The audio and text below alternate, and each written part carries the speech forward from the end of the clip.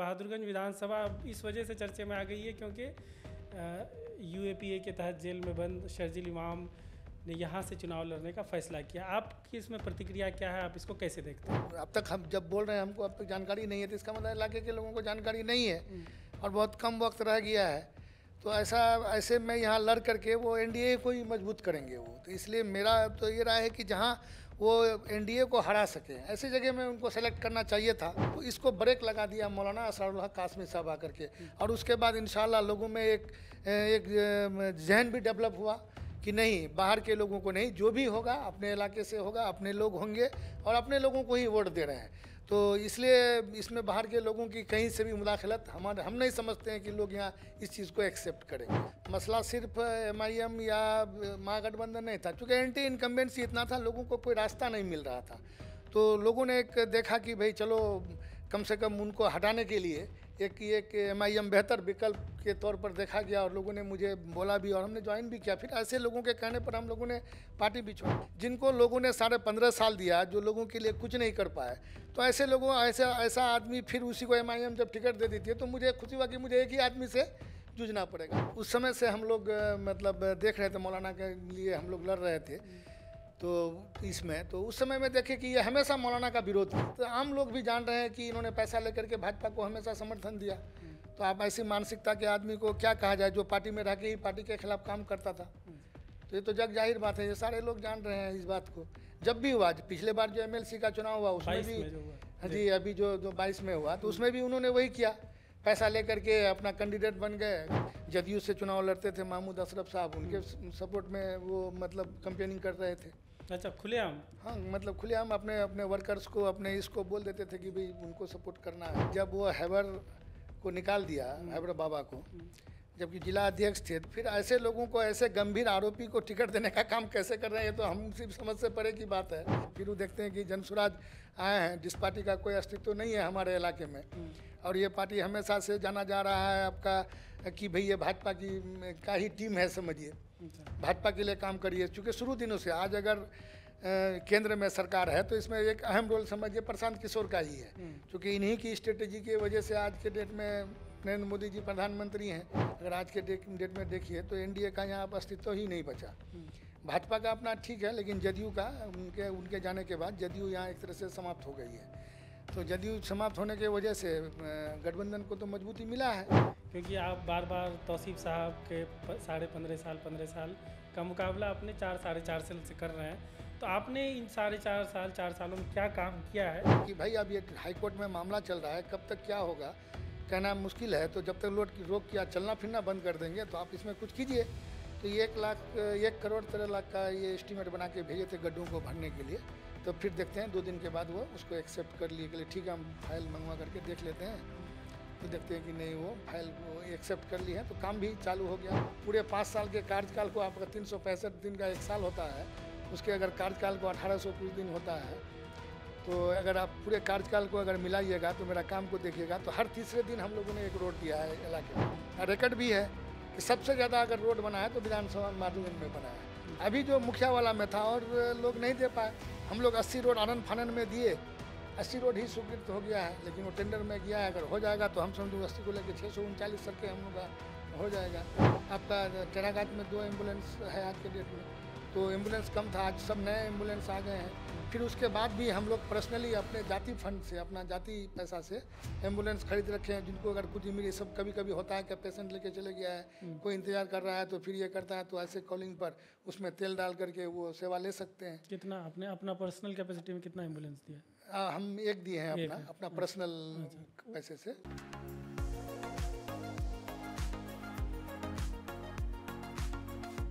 बिहार चुनाव पर केंद्रित मैं मीडिया के एक खास पॉडकास्ट में एक बार फिर आपका स्वागत है। इन दिनों किशनगंज ज़िले का बहादुरगंज विधानसभा क्षेत्र चर्चे में है, क्योंकि एक छात्र नेता, जेल में बंद छात्र नेता शर्जील इमाम ने बहादुरगंज से चुनाव लड़ने का फैसला किया है। उसके साथ ही एआईएमआईएम जो यहाँ से पिछले चुनाव में 5 सीट जीती थी, उसने भी जो पहला सीट बिहार में अनाउंस किया वो बहादुरगंज सीट से ही अपने कैंडिडेट की घोषणा की है। और एक तीसरा फैक्टर बन जाता है, जो जनसुराज के सीमांचल इलाके में एक बड़े नेता हैं, जो किशनगंज के ज़िला अध्यक्ष भी हैं, प्रोफेसर मुसव्विर जो करीबी मुकाबले में बहादुरगंज में करीबी मुकाबले में हारे हैं वहाँ से, वो भी बहादुरगंज से ही चुनाव की तैयारी कर रहे हैं। इन तमाम फैक्टर्स को लेकर बहादुरगंज एक अहम विधानसभा बन जाता है। इसलिए हमने ये तय किया कि इन तमाम चीज़ों को शर्जील इमाम से शुरू करेंगे और चीज़ों पर, और फिर जो और मसले इन पिछले कुछ दिनों में बहादुरगंज में आए हैं और जो विकास के मुद्दे हैं, तमाम चीज़ों को लेकर बहादुरगंज के जो वर्तमान विधायक हैं मोहम्मद अंजार नईमी, उनका एक पॉडकास्ट किया जाए। पिछला इंटरव्यू भी हमने किया था, लेकिन उसके बाद कई डेवलपमेंट्स हुए, तो हमने सोचा कि फिर से एक बार फ्रेश तरीके से एक पॉडकास्ट किया जाए। तो अंजार साहब, देरी किए बिना हम सीधा जो अभी सबसे चर्चा का विषय है, नेशनल स्तर पर भी धीरे धीरे इसकी चर्चा होने लगी है कि बहादुरगंज विधानसभा अब इस वजह से चर्चे में आ गई है क्योंकि यूएपीए के तहत जेल में बंद शर्जील इमाम ने यहाँ से चुनाव लड़ने का फैसला किया। आपकी इसमें प्रतिक्रिया क्या है, आप इसको कैसे देखते हैं? नहीं, हम तो अभी ये सुन रहे हैं आपके पास कि वो चुनाव लड़ना चाह रहा है। इससे पहले मुझे जानकारी नहीं थी। अगर लड़ना चाह रहा है तो देखिए, अब तो उनके साथ पूरी हमदर्दी है, चूँकि वो एक एतजाज़ के इसमें कुछ बोल दिए थे चिकन नेक के बारे में, जिसकी वजह से जेल में है। तो मेरा पूरा हमदर्दी है उनके साथ।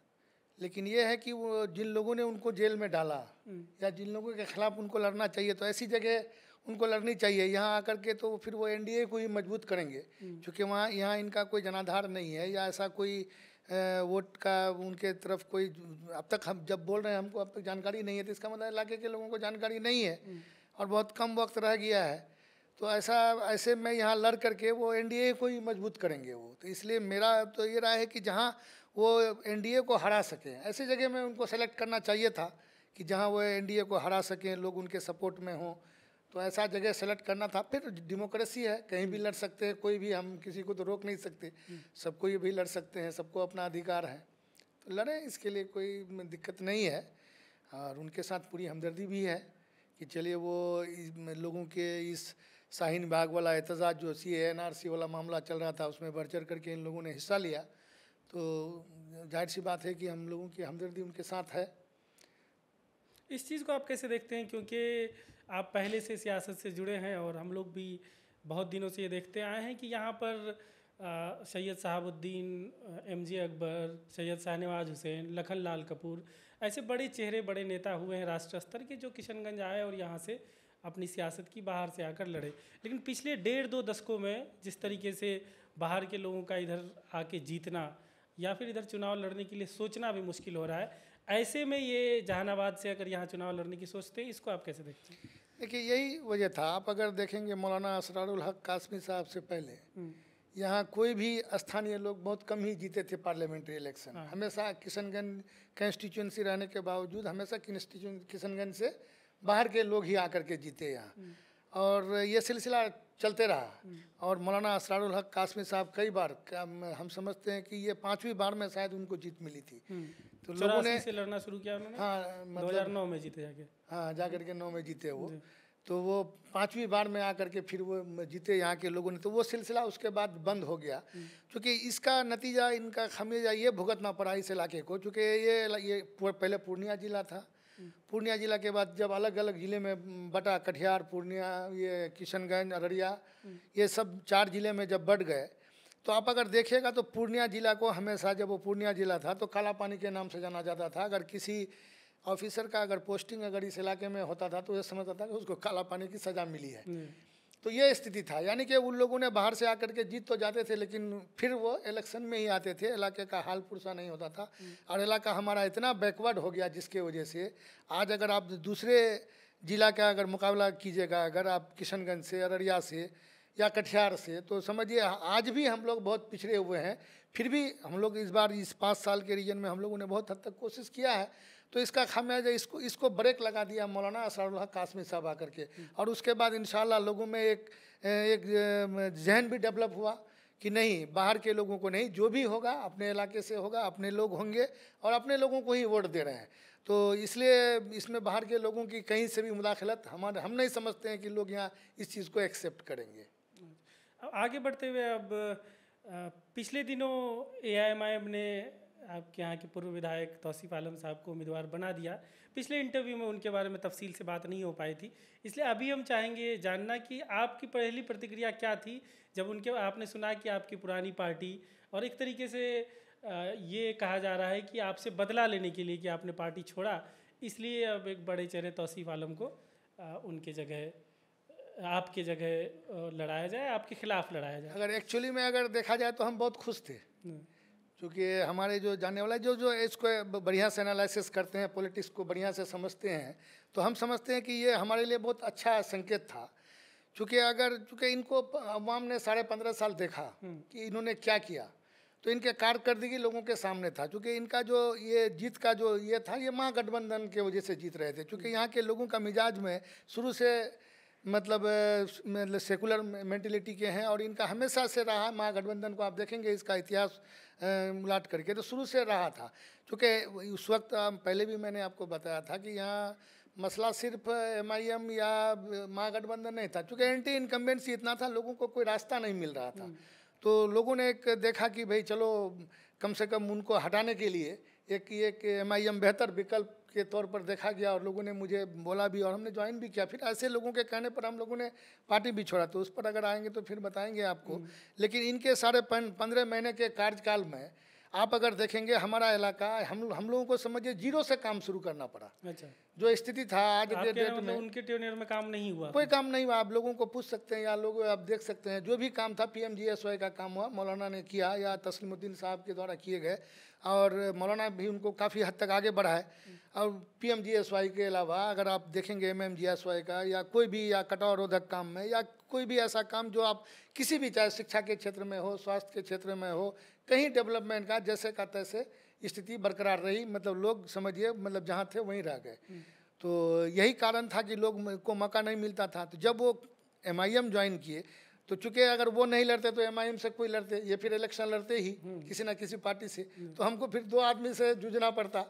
और पार्टी तो है ही, लेकिन अच्छी बात हुई कि भाई कोई नया आदमी आता तो मुझे उनके खिलाफ कुछ बोलने के लिए नहीं बनता कि भाई उनके लिए मैं क्या बोलूँ, वो तो अभी नए नए आए हैं। तो MIM के जो हमदर्द लोग हैं वो ज़्यादा उसको तवज्जो देते कि चल भाई इनको नईमी साहब को देखे तो एक बार उनको भी देखा जाए या ये किया जाए। लोगों में एक जहानत होती है, जिनको लोगों ने 15.5 साल दिया, जो लोगों के लिए कुछ नहीं कर पाए, तो ऐसे लोगों ऐसा आदमी फिर उसी को MIM जब टिकट दे देती है, तो मुझे खुशी हुआ कि मुझे एक ही आदमी से जूझना पड़ेगा। तो इसलिए मुझे बहुत खुशी हुई कि चलिए कम से कम, और जो वही आदमी जो पहले अभी MIM ज्वाइन किया है और भर भर के कोस रहा था अपने, जब वो गठबंधन में थे भर भर करके कोस रहे थे, तो वो क्या क्या बोले मैं उन बातों को दोहराना नहीं चाहता। दंगाई पार्टी कहा था उन्होंने। हाँ, उन्होंने कहा कि दंगाई पार्टी है, तो ये लोग हिंदू मुस्लिम की लड़ाई करवाता है, जैसे भाजपा है वैसे MIM है, मतलब इस तरह का ये RSS का कॉपी है। मतलब ये सारी बातें उन्होंने बोल चुका है। तो अभी ऐसी ही पार्टी को उन्होंने गले लगाया, ठीक है। तो इसलिए हमको कहीं से किसी तरह का कोई परेशानी नहीं है। मुझे बहुत खुशी हुई थी कि जब वो ज्वाइन किए तो मुझे लगा कि नहीं, चलिए कम से कम 2 आदमी से नहीं, 1 आदमी से मुझे झेलना पड़ेगा। जब वो विधायक थे, क्योंकि आप भी राजद से जुड़े हुए थे, महागठबंधन की तरफ ही रहे हैं, तो उनकी पार्टी के प्रति वफादारी या पार्टी से लगाव, एक होता है कैडर का हिस्सा होना, या कांग्रेस से जुड़े थे तो कांग्रेस की गतिविधियों में कैसे आप उनको देखते थे? क्या देखिए, ये तो जग जाहिर है कि जब मौलाना इलेक्शन लड़ते थे, हम लोग मौलाना के साथ रहे हैं। अच्छा, 9 और 14 का जो इलेक्शन जी, शुरू से भी रहे थे। शेर साहब, मतलब जब उनका शेर छाप था उस वक्त हम वोटर भी नहीं थे। 87 से हम वोटर बने थे। पहला वोट हमने साबुद्दीन साहब को दिया था उस समय में। तो उस समय से हम लोग मतलब देख रहे थे, मौलाना के लिए हम लोग लड़ रहे थे। तो इसमें तो उस समय में देखे कि ये हमेशा मौलाना का विरोध किए, हमेशा कांग्रेस का विरोध किया। आपने देखा होगा कि पिछले दिनों पैसा लेकर के उन्होंने वो जो थे, क्या नाम उनका, भाजपा के जो ये थे, नाम भुला रहे हैं उनका, कासिम साहब या साबिर अली साहब, जी हाँ, साबिर अली साहब को वोट देने का काम किया था। तो ऐसे ये हमेशा इनका वही काम रहा है, पैसा लेके MLC के चुनाव में भाजपा के लोगों को वोट करना, राज्यसभा में पैसा लेकर के, जबकि इन सब के खिलाफ व्हिप भी जारी होता था। कई बार पार्टी कार्रवाई के लिए भी सोची, क्योंकि यहाँ कांग्रेस कमजोर था तो कार्रवाई नहीं हो रही थी। लेकिन लोग ये बात जान रहे थे, ये बात आम लोग भी जान रहे हैं कि इन्होंने पैसा लेकर के भाजपा को हमेशा समर्थन दिया। तो आप ऐसी मानसिकता के आदमी को क्या कहा जाए, जो पार्टी में रह के ही पार्टी के खिलाफ काम करता था। तो ये तो जग जाहिर बात है, ये सारे लोग जान रहे हैं इस बात को। जब भी हुआ, पिछले बार जो MLC का चुनाव हुआ उसमें भी, हाँ जी, अभी जो 22 में हुआ, तो उसमें भी उन्होंने वही किया, पैसा लेकर के अपना कैंडिडेट बन गए अगर चाहते। जबकि यहाँ 67 या इस बार था कि 72% वोटर शायद माइनॉरिटी के थे, लेकिन फिर भी जायसवाल जी जीत गए, तो जाहिर सी बात है कि लोगों ने ये देखा कि भाई बहुत वोट बढ़ जाएगा, वोट बढ़ जाएगा तो किसी को चलो भाई जायसवाल जी को ही वोट दे दिया लोगों ने। लेकिन अगर नहीं होते तो सुभान साहब भी राजद से इलेक्शन लड़े, ये भी लड़े, तो आपको क्यों लग रहा है कि वो पैसा लेके ही लड़े? नहीं, पैसा लेके ही क्यों लड़े? चूँकि इंडिया गठबंधन की तरफ से ये तय हो गया था कि सुभान साहब लड़ेंगे, तय हो गया था। बाद में फिर ये लोग ये जब लड़ना चाहे तो कांग्रेस ने टिकट देकर इनको अपना समर्थन दिया फिर इनको। तो इसलिए हम कह रहे हैं कि चूंकि ये लड़ना चाहे, चूंकि इनको तो वोट आया, तो इससे भी पता चल रहा है लोगों को अनुमान था कि भाई बहुत ये हैं तो 4 बार के एमएलए हैं तो बहुत अच्छा वोट लेके आएंगे, लेकिन उनको कितना वोट आया तो सब जान रहे हैं, 81 वोट आया शायद टोटल में। तो अपने सिर्फ अपने ही मतलब बहादुरगंज और दिघल बैंक मिला करके शायद यहाँ बहादुरगंज में 22 वोट आया था उनको, और टेरागाछ में शायद 11 वोट आया था, बाकी और जगह से 2-3 करके मिला करके ऐसे 81 वोट आए थे। तो सब जान रहे हैं इस बात को, लोग अच्छी तरह से इस बात को महसूस भी कर रहे हैं कि आदमी हमेशा कांग्रेस में रह के कांग्रेस का ही विरोध किया। आपने देखा पिछले चुनाव में, अगर आप देखेंगे तो सारे लोग जब ठीक है पार्टी जो तय कर लेती है कि भाई जावेद साहब को टिकट दिया, ठीक है, आपसे उनका इख्तलाफात हो, यह अलग मसला है, लेकिन आप जब जावेद साहब को टिकट दे दिया तो सबको लब्बैक कहना चाहिए। हम लोगों ने जबकि पार्टी में गठबंधन का जो था, गठबंधन धर्म निभाया, हम लोगों ने मजबूती से सपोर्ट किया, उनको साथ दिया, लेकिन यह आदमी पार्टी में रह के उनके मुखालिफ में स्टेज में जाके उनके खिलाफ में अनर्गल बयान दिए। तो ये तो हमेशा से वही काम करते आ रहे थे। ठीक है, आपके भी दिल में इलेक्शन लड़ने का था, पार्टी टिकट दे रही थी, नहीं मिला, लेकिन पार्टी के शीर्षस्थ लीडर जब कुछ तय कर देते हैं तो भी इसको फॉलो करना पड़ता है। आप अगर फॉलो नहीं करते हैं तो फिर तो आप पार्टी का उल्लंघन कर रहे हैं, तो पार्टी विरोधी कार्य में शामिल हैं आप। तो उसके लिए पार्टी में साथ से निलंबित करने के लिए उनको उस समय में चिट्ठी भी लिखा गया था। तो है, शुरू से उनका वही ये रहा है, वो पार्टी में रह के हमेशा पार्टी का विरोध ही किए हैं और भाजपा के समर्थन में ही हमेशा रहे। वो अपने कार्यकाल में जितना भी कार्यकाल रहा, उससे पहले का रहा तो हमारे जदयू से चुनाव लड़ते थे महमूद अशरफ साहब, उनके सपोर्ट में वो मतलब कैंपेनिंग कर रहे थे। अच्छा, खुलेआम? हाँ, मतलब खुलेआम अपने वर्कर्स को, अपने इसको बोल देते थे कि भाई उनको सपोर्ट करना है। कौन से 2009 वाले इलेक्शन में या 2009 में, 2019 में, 14 में भी? 14 में महमूद साहब नहीं लड़ते, 19 में लड़ते। हाँ, नहीं मतलब 14 में जो मौलाना लड़े थे, मौलाना के खिलाफ, मैंने जो भी कैंडिडेट आए मतलब इसके खिलाफ, मौलाना के खिलाफ या उस समय के जो कैंडिडेट थे उनके खिलाफ, वो हमेशा भाजपा ही को मतलब अपने पार्टी के लीडर को सपोर्ट नहीं किए कभी। वो पिछले दिनों सोशल मीडिया पे कई लोगों ने लिखा कि एआईएमआईएम ने जिस तरीके से कुछ आरोप होने की वजह से, कुछ केस होने की वजह से अपने किशनगंज जिला अध्यक्ष हैबर को निष्कासित कर दिया। उससे पहले अररिया के भी जिला अध्यक्ष थे रहमत, उनके घर पुलिस पहुंची, उनको भी इस तरीके से निष्कासित कर दिया।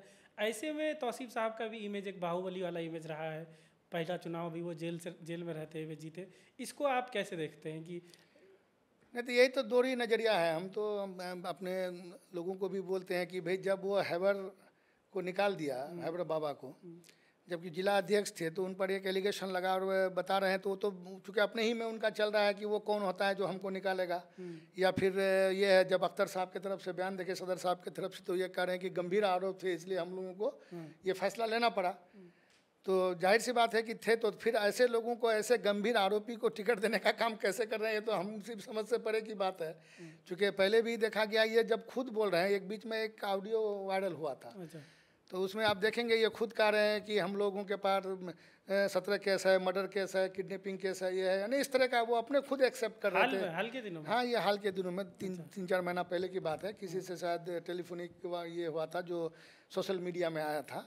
तो ये खुद कह रहे हैं कि तुम पहचानते नहीं हो हमको, हम खुद क्रिमिनल हैं, या हमारा बैकग्राउंड ये है, हम इतना केस लड़ रहे हैं।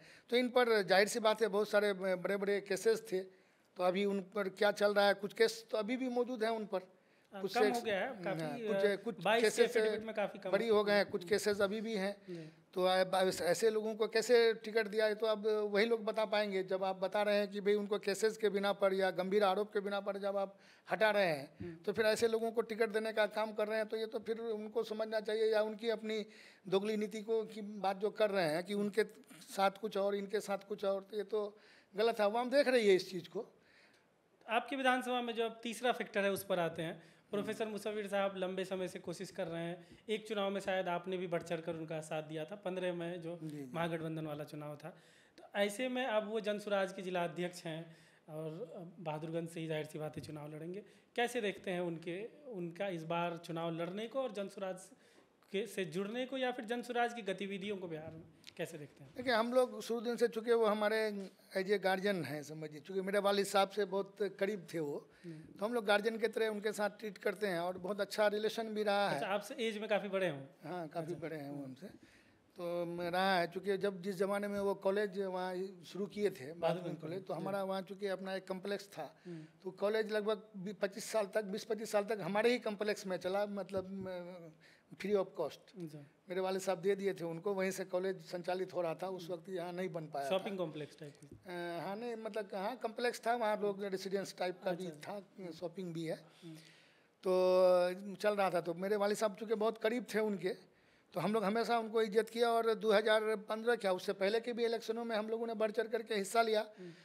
तो लेकिन 2015 में हम लोग हर तरह से उनको कोऑपरेट किए, अच्छा, मतलब आर्थिक तौर पर, मतलब जिस्मानी तौर पर, हर तरह से। मतलब हम लोग तो बहुत कोशिश किए कि चलिए भाई जीत जाए, लेकिन जब देखे कि हो नहीं पा रहा है, ये संभव नहीं है, तब हम लोगों ने भाई कब तक ऐसा किया जाए, तब हम लोग भी अपने इसके लिए, चूँकि पहले भी मैं चुनाव लड़ा था 2010 में, तो उस समय में वो भी लड़े थे, क्योंकि उनका अनाउंसमेंट एंटी इनकम्बेंसी उस वक्त भी था। असल होता यह था कि जब चुनाव लड़ते हैं, मतलब एट द मीन टाइम एकदम जिस वक्त मतलब जिसको कत्ल की रात कहते हैं इलेक्शन की, मतलब अपनी भाषा में हम लोग आखिरी रात जो आखिरी रात, वहीं वो विफल हो जाते हैं, आके एकदम लोगों के कहने पर सो जाते हैं इत्मीनान से कि हम तो चुनाव जीत गए। अच्छा, तो यही सबसे विफलता का मेन कारण आपने देखा होगा कि 2010 के चुनाव में भी जब वो जदयू से लड़े थे और बहुत कम मार्जिन से ये किए थे, हम लोगों को भी बहुत अफसोस हुआ, जबकि हम भी चुनाव लड़ रहे थे। हम लोग चाह रहे थे कि भाई चलिए लड़ रहे हैं, हम राजद से थे, राजद का चूँकि बहुत डाउनफॉल था उस समय में। उस समय में राबड़ी देवी जी भी हार गई थी। राजद कांग्रेस अलग अलग लड़ी थी, हाँ, अलग अलग ये किया था। तो उसके बाद चूँकि 15 में देखे कि गठबंधन एक साथ लड़ रहा था, तो हम लोग चूँकि उससे कैंडिडेट से मुतमईन नहीं थे, तो इसलिए मसूद साहब को हम लोगों ने सपोर्ट किया था। तो मसूद साहब चूँकि उस समय में नहीं ये हुआ, तो यही उनका बार बार का विफलता का यही कारण है, नहीं तो वो तो कब का जीत गए होते। हमेशा उनका वही मतलब रीजन रहा। कई बार तो बहुत कम वोट लेके आए, लेकिन 2010 में अच्छा बहुत 26 वोट से हारे थे। फिर 2015 में बहुत ताकत लगाए हम लोग, उस वक्त अच्छा मार्जिन से फिर हार गए।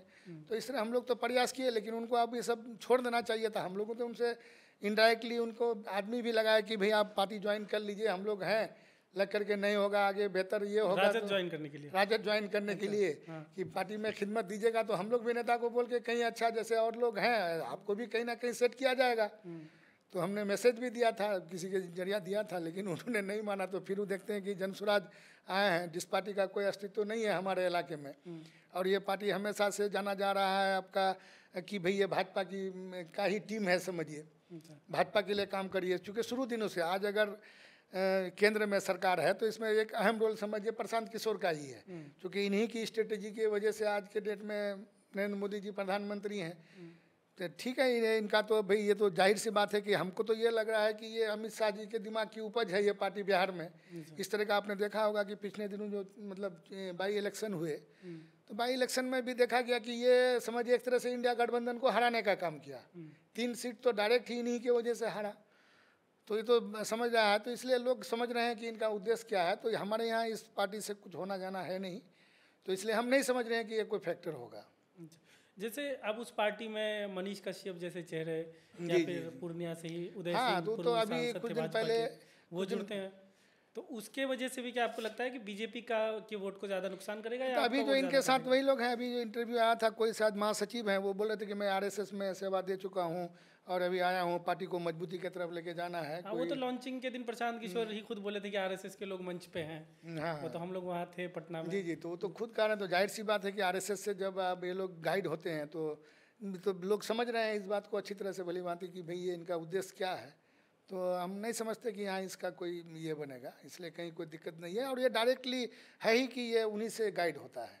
अच्छा, इसमें कहीं कोई दो राय नहीं है। आपको आपके खास के बहादुरगंज क्षेत्र में प्रोफेसर मुसव्विर साहब की वजह से आपको लगता है कि आपके वोट में नुकसान हो सकता है, महागठबंधन के वोट में नुकसान हो सकता है उनके वजह से? नहीं होगा नुकसान, क्योंकि आप जैसे आप कुछ लोग उनके अगर वो होंगे तो उनके घर के लोग तो वोट, अब जाहिर सी बात है, आप जीत हार उनके लिए अलग चीज़ है, लेकिन घर के लोग तो वोट करते हैं। तो ऐसी स्थिति में उनका घर का वोट जो मुझे मिलना था वो नहीं मिलेगा।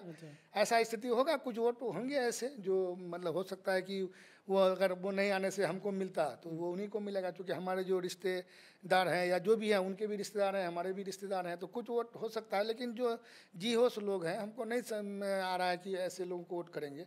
और चूँकि उनके बहुत करीबी से हम लोग बात किए हैं, वो लोग कोशिश भी कर रहे हैं कि वो इलेक्शन नहीं लड़े उस पार्टी से, तो कोशिश में है। अगर हो सकता है कि नहीं लड़े तो बहुत बेहतर होगा। अगर लड़ते हैं तो कोई इफेक्ट मतलब ये नहीं होगा, कोई फैक्टर नहीं बनेगा ये मतलब। चलिए, तो तीनों मेन फैक्टर पे हमने डिस्कस कर लिया। अब आपके हिसाब से आपका मुकाबला, मेन मुकाबला तीनों में से किन से है? किन को आप अभी फिलहाल, क्योंकि चुनाव के करीब आते हो सकता है और लोग आए मैदान में, जी अभी जो स्थिति दिख रही है अभी मतलब देखिए, हम लोग का होता है कि जैसे भाजपा का साइलेंट वोटर होता है, अच्छा, उसको आप प्रचार प्रसार कीजिएगा तब भी, नहीं प्रचार प्रसार कीजिएगा तब भी उनको वोट चले जाता है, फिक्स है, उतना वो मिलेगा फिक्स है। NDA तो को। ये है कि मतलब भाजपा आरएसएस ये चाहती है कि यहाँ ज़्यादा से ज़्यादा कैंडिडेट लड़े, मजबूत कैंडिडेट को लड़ा करके वोट का डिवीजन करना चाहती है। जो उनका एक साजिश है कि भाई वोट मतलब डिवाइड होगा और उनका कैंडिडेट हमेशा होता है। एक बार चुके हुए थे, अवध बिहारी जी जीते थे, तो यही मतलब ये था मतलब यही फैक्टर था, हाँ डिवीजन की वजह फैक्टर था कि वोट डिवीजन हो गया, 14-15 कैंडिडेट हो गए, बहुत मजबूत मजबूत कैंडिडेट आ गए थे, जिस कारण वोट से। डिवीजन 95 में जीते थे अवध बिहारी, है ना? हाँ 95 में अवध बिहारी जी जीते थे, तो वोट कटने के कारण वो जीत गए। तो वही स्थिति पैदा करना चाह रहा है, लेकिन लोग अब बहुत ये हो गया। 95 वाली स्थिति अलग थी, लेकिन अभी लोग समझ रहे हैं।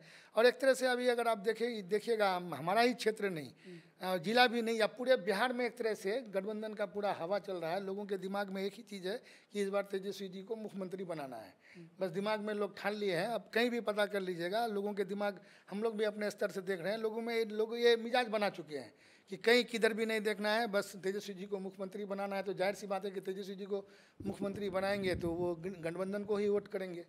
तो इसलिए कहीं से कोई दिक्कत नहीं लग रहा है कि कोई फैक्टर होगा। लेकिन आरएसएस भाजपा के लोग चाह रहे हैं कि वोट डिवीजन हो। अब जैसे शर्जील इमाम की बात किए, या जनसुराज आ गया है, या इस तरह की और भी कई पार्टियां आएंगी। अभी तो चुनाव में लेट भी है, 2-3 महीने का समय है, तो इस समय बहुत सारी भी पार्टियां आ सकती है।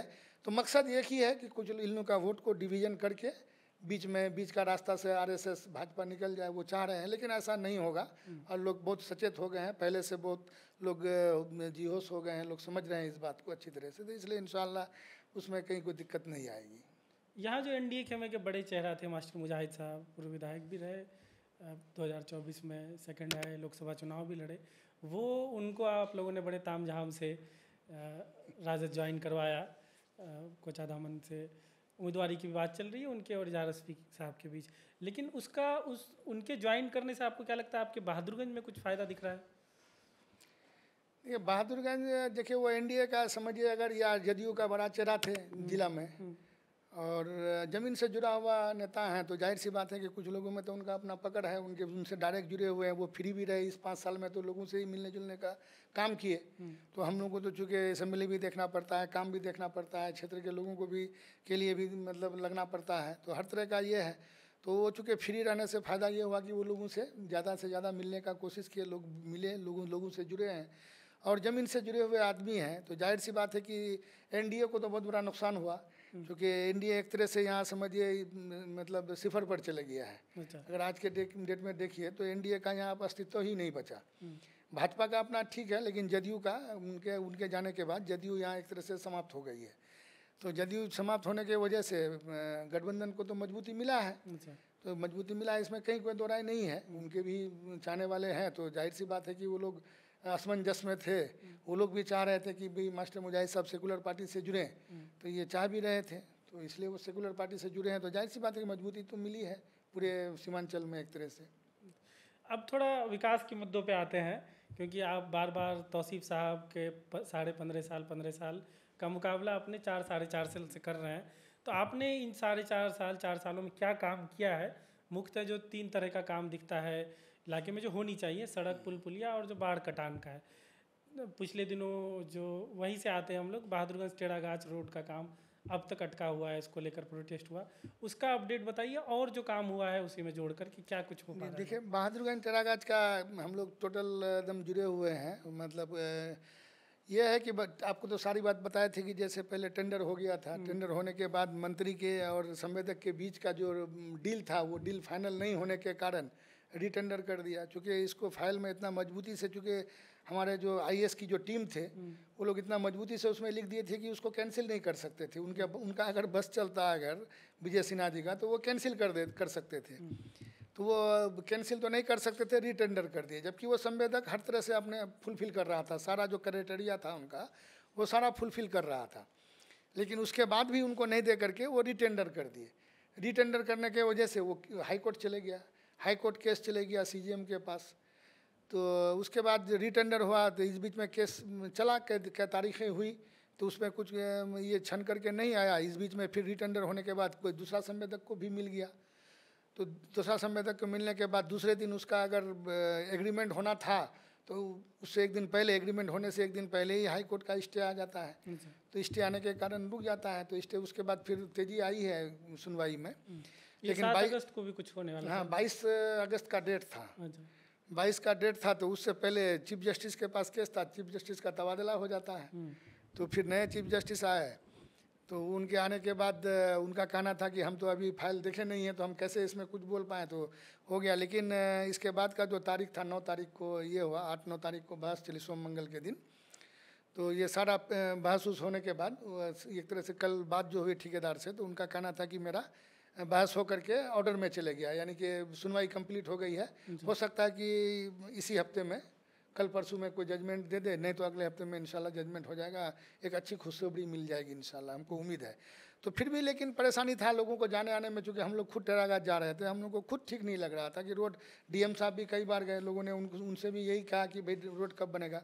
डीएम साहब को भी हम लोग बार बार प्रेशर बनाते हैं कि हम लोग तो प्रेशर दे ही रहे हैं सरकार पर, आप भी अपने स्तर से लिखिए। तो डीएम साहब भी प्रयास किए, तो लेकिन देखिए, लेकिन मामला कोर्ट में है तो उसमें तो कुछ किया नहीं जा सकता है। लेकिन जब अभी मामला था कि भाई ये लोगों का कहना था कि गड्ढों को भर दिया जाए, वैसे बड़े बड़े गड्ढे हो गए थे, 2 फीट 3 फीट का बड़ा बड़ा गड्ढा सब हो गया था, 4-4 फीट का गड्ढा हो गया था, जाने के लायक नहीं था। डेली कुछ ना कुछ, कोई कभी टोटो पलट जाता था, कभी गाड़ियाँ पलट जाती थी, तो इस तरह का काफ़ी दिक्कतें आ रही थी। तो जब हम एग्जीक्यूटिव से बात किए, तो एग्जीक्यूटिव का कहना है कि हम लोग तो फाइल बढ़ाए गड्ढों को भरने के लिए, लेकिन तैयार नहीं हो रहे हैं। सचिव फाइल लेके गया, चीफ इंजीनियर, सचिव फाइल वापस कर दिया कि जब टेंडर हो गया है तो हम उसमें और पैसा क्यों लगाएं, मामला कोर्ट में है, कोर्ट में जैसे डिसीजन होगा काम होगा उसमें। तो उनका भी अपना कहना ठीक था। फिर हम जा कर के मिले सचिव से, मिलने के बाद तो सचिव से मुलाकात नहीं हुई, टेलीफोनिक बात हुई उनसे। तो उनको हमने कहा कि भाई उसके लिए मेल कर दीजिए। तो हम फिर मेल किए उनको चिट्ठी, और एक हमको और विभाग की तरफ से एक चिट्ठी मिला था जिसमें ये है चीफ मतलब अपर मुख्य सचिव का, कि चिट्ठी था अपर मुख्य सचिव का कि जब तक फाइनल टेंडर नहीं हो जाता है तब तक उस रोड की रखरखाव की जिम्मेदारी विभाग की है। तो वो चिट्ठी लगा करके उनको दिए कि भाई अब ये हाई कोर्ट में मामला चल रहा है, कब तक क्या होगा कहना मुश्किल है। तो जब तक रोक किया चलना फिरना बंद कर देंगे, तो आप इसमें कुछ कीजिए। तो ये 1 करोड़ 13 लाख का ये एस्टीमेट बना के भेजे थे गड्ढों को भरने के लिए। तो फिर देखते हैं 2 दिन के बाद वो उसको एक्सेप्ट कर लिए, कि ठीक है हम फाइल मंगवा करके देख लेते हैं। तो देखते हैं कि नहीं, वो फाइल को एक्सेप्ट कर ली है। तो काम भी चालू हो गया, बड़े बड़े गड्ढों को भर दिया गया था, भर दिया गया है, और अभी चल ही रहा है। क्योंकि बीच में 2 दिन ये हो गया, रक्षाबंधन की वजह से छुट्टी हो गया था, तो उसके जो स्टाफ लोग हैं ठेकेदार का चले गया था शायद, तो आ गया है, पता हम शुरू कर दिया है काम। फिर अभी चल रहा है उसको मोटरेबल कर दिया जाएगा। और उम्मीद है कि इस महीने में अगर डिसीजन हो जाता है कोर्ट का, तो फिर ठेकेदार से भी बात होगी, जैसे ही हमको डिसीजन मिलेगा हम काम चालू कर देंगे। तो उसके बाद इंशाल्लाह मोटरेबल रखने की जिम्मेदारी ठेकेदार की होगी। तो ठेकेदार फिर उसको करेगा और विभाग करवाएगा उसको। तो जब शुरू हो जाएगा तो फिर रोड मुकम्मल होके ही दम लेगा। ये तो हो गया मेन सड़क का। आपके इलाके में और छोटी छोटी सड़क जी, उसके बाद आप अगर देखेगा तो बहुत जगह ऐसी जगह हैं जहाँ सड़कें नहीं थे, लोग बहुत आज़ादी से लेके अब तक सड़क नहीं बनने के कारण बहुत परेशान थे। तो आप गिनवा सकते हैं, जैसे आपका महज बतनाही को ले लीजिए, जबकि वो मुख्य सड़क से ½ किलोमीटर की दूरी पर है। रहने के कारण वो लोग हमेशा बरसात के दिनों में कपड़ा लेकर के आते थे रोड पर, लुंगी पहन करके आते थे और कपड़ा बदल करके तब पैंट पहन के किशनगंज पूर्णिया जाना होता था, तब करते थे। उस रोड को बनवाने का काम किया हम लोग। इलेक्शन के दौरान जब देखिए वो चरकपुरा लौचा है, लौचा पंचायत में, वहाँ जब एक घर से दूसरे घर में जब हम लोग कैंपेनिंग करने के लिए जा रहे थे, तो उसमें वो बांस का चचरी पुल नहीं होता, छोटा छोटा बना करके वो रास्ते में डाला था। वो मुख्य सड़क से आप चल नहीं सकते थे, जो मेन रास्ता था उसमें 2 फीट 3 फीट का समझिए कीचड़ था। और उसमें कोई भी गाड़ी जाना मुश्किल था। तो लोग पैदल जो जाते थे साइड से वो चचरी बना करके रखे थे, छोटा छोटा 2 फीट 2.5 फीट का, उसी से चल करके बाइक ले करके उसी से निकलते थे। तो ये स्थिति था। उस रोड को भी बनवाने का काम किया। आप देखेंगे वहाँ एक जब हमारे क्षेत्र के विधायक हेलीकॉप्टर से बारात जाते थे तो उस समय में एक वीडियो बहुत वायरल हुआ था। मतलब वो केला जो नहीं होता, केला का जो पेड़ होता है, उस पेड़ का जो हम लोग भूरा कहते हैं उसको अपने लोकल जुबान में, तो उसको किश्ती बना करके लोग लाश को लेके जाते थे। मतलब तो बहुत वायरल हुआ था उस समय, जनाजा के लिए जाते थे, जनाजा के लिए लेके जाते थे। तो उस रोड को भी बनवाने का काम किया। इस तरह का जितनी, कहाँ का था ये डोहर का था, एक भट्टा टोली बोलता है डोहर, वहाँ का ये सड़क था।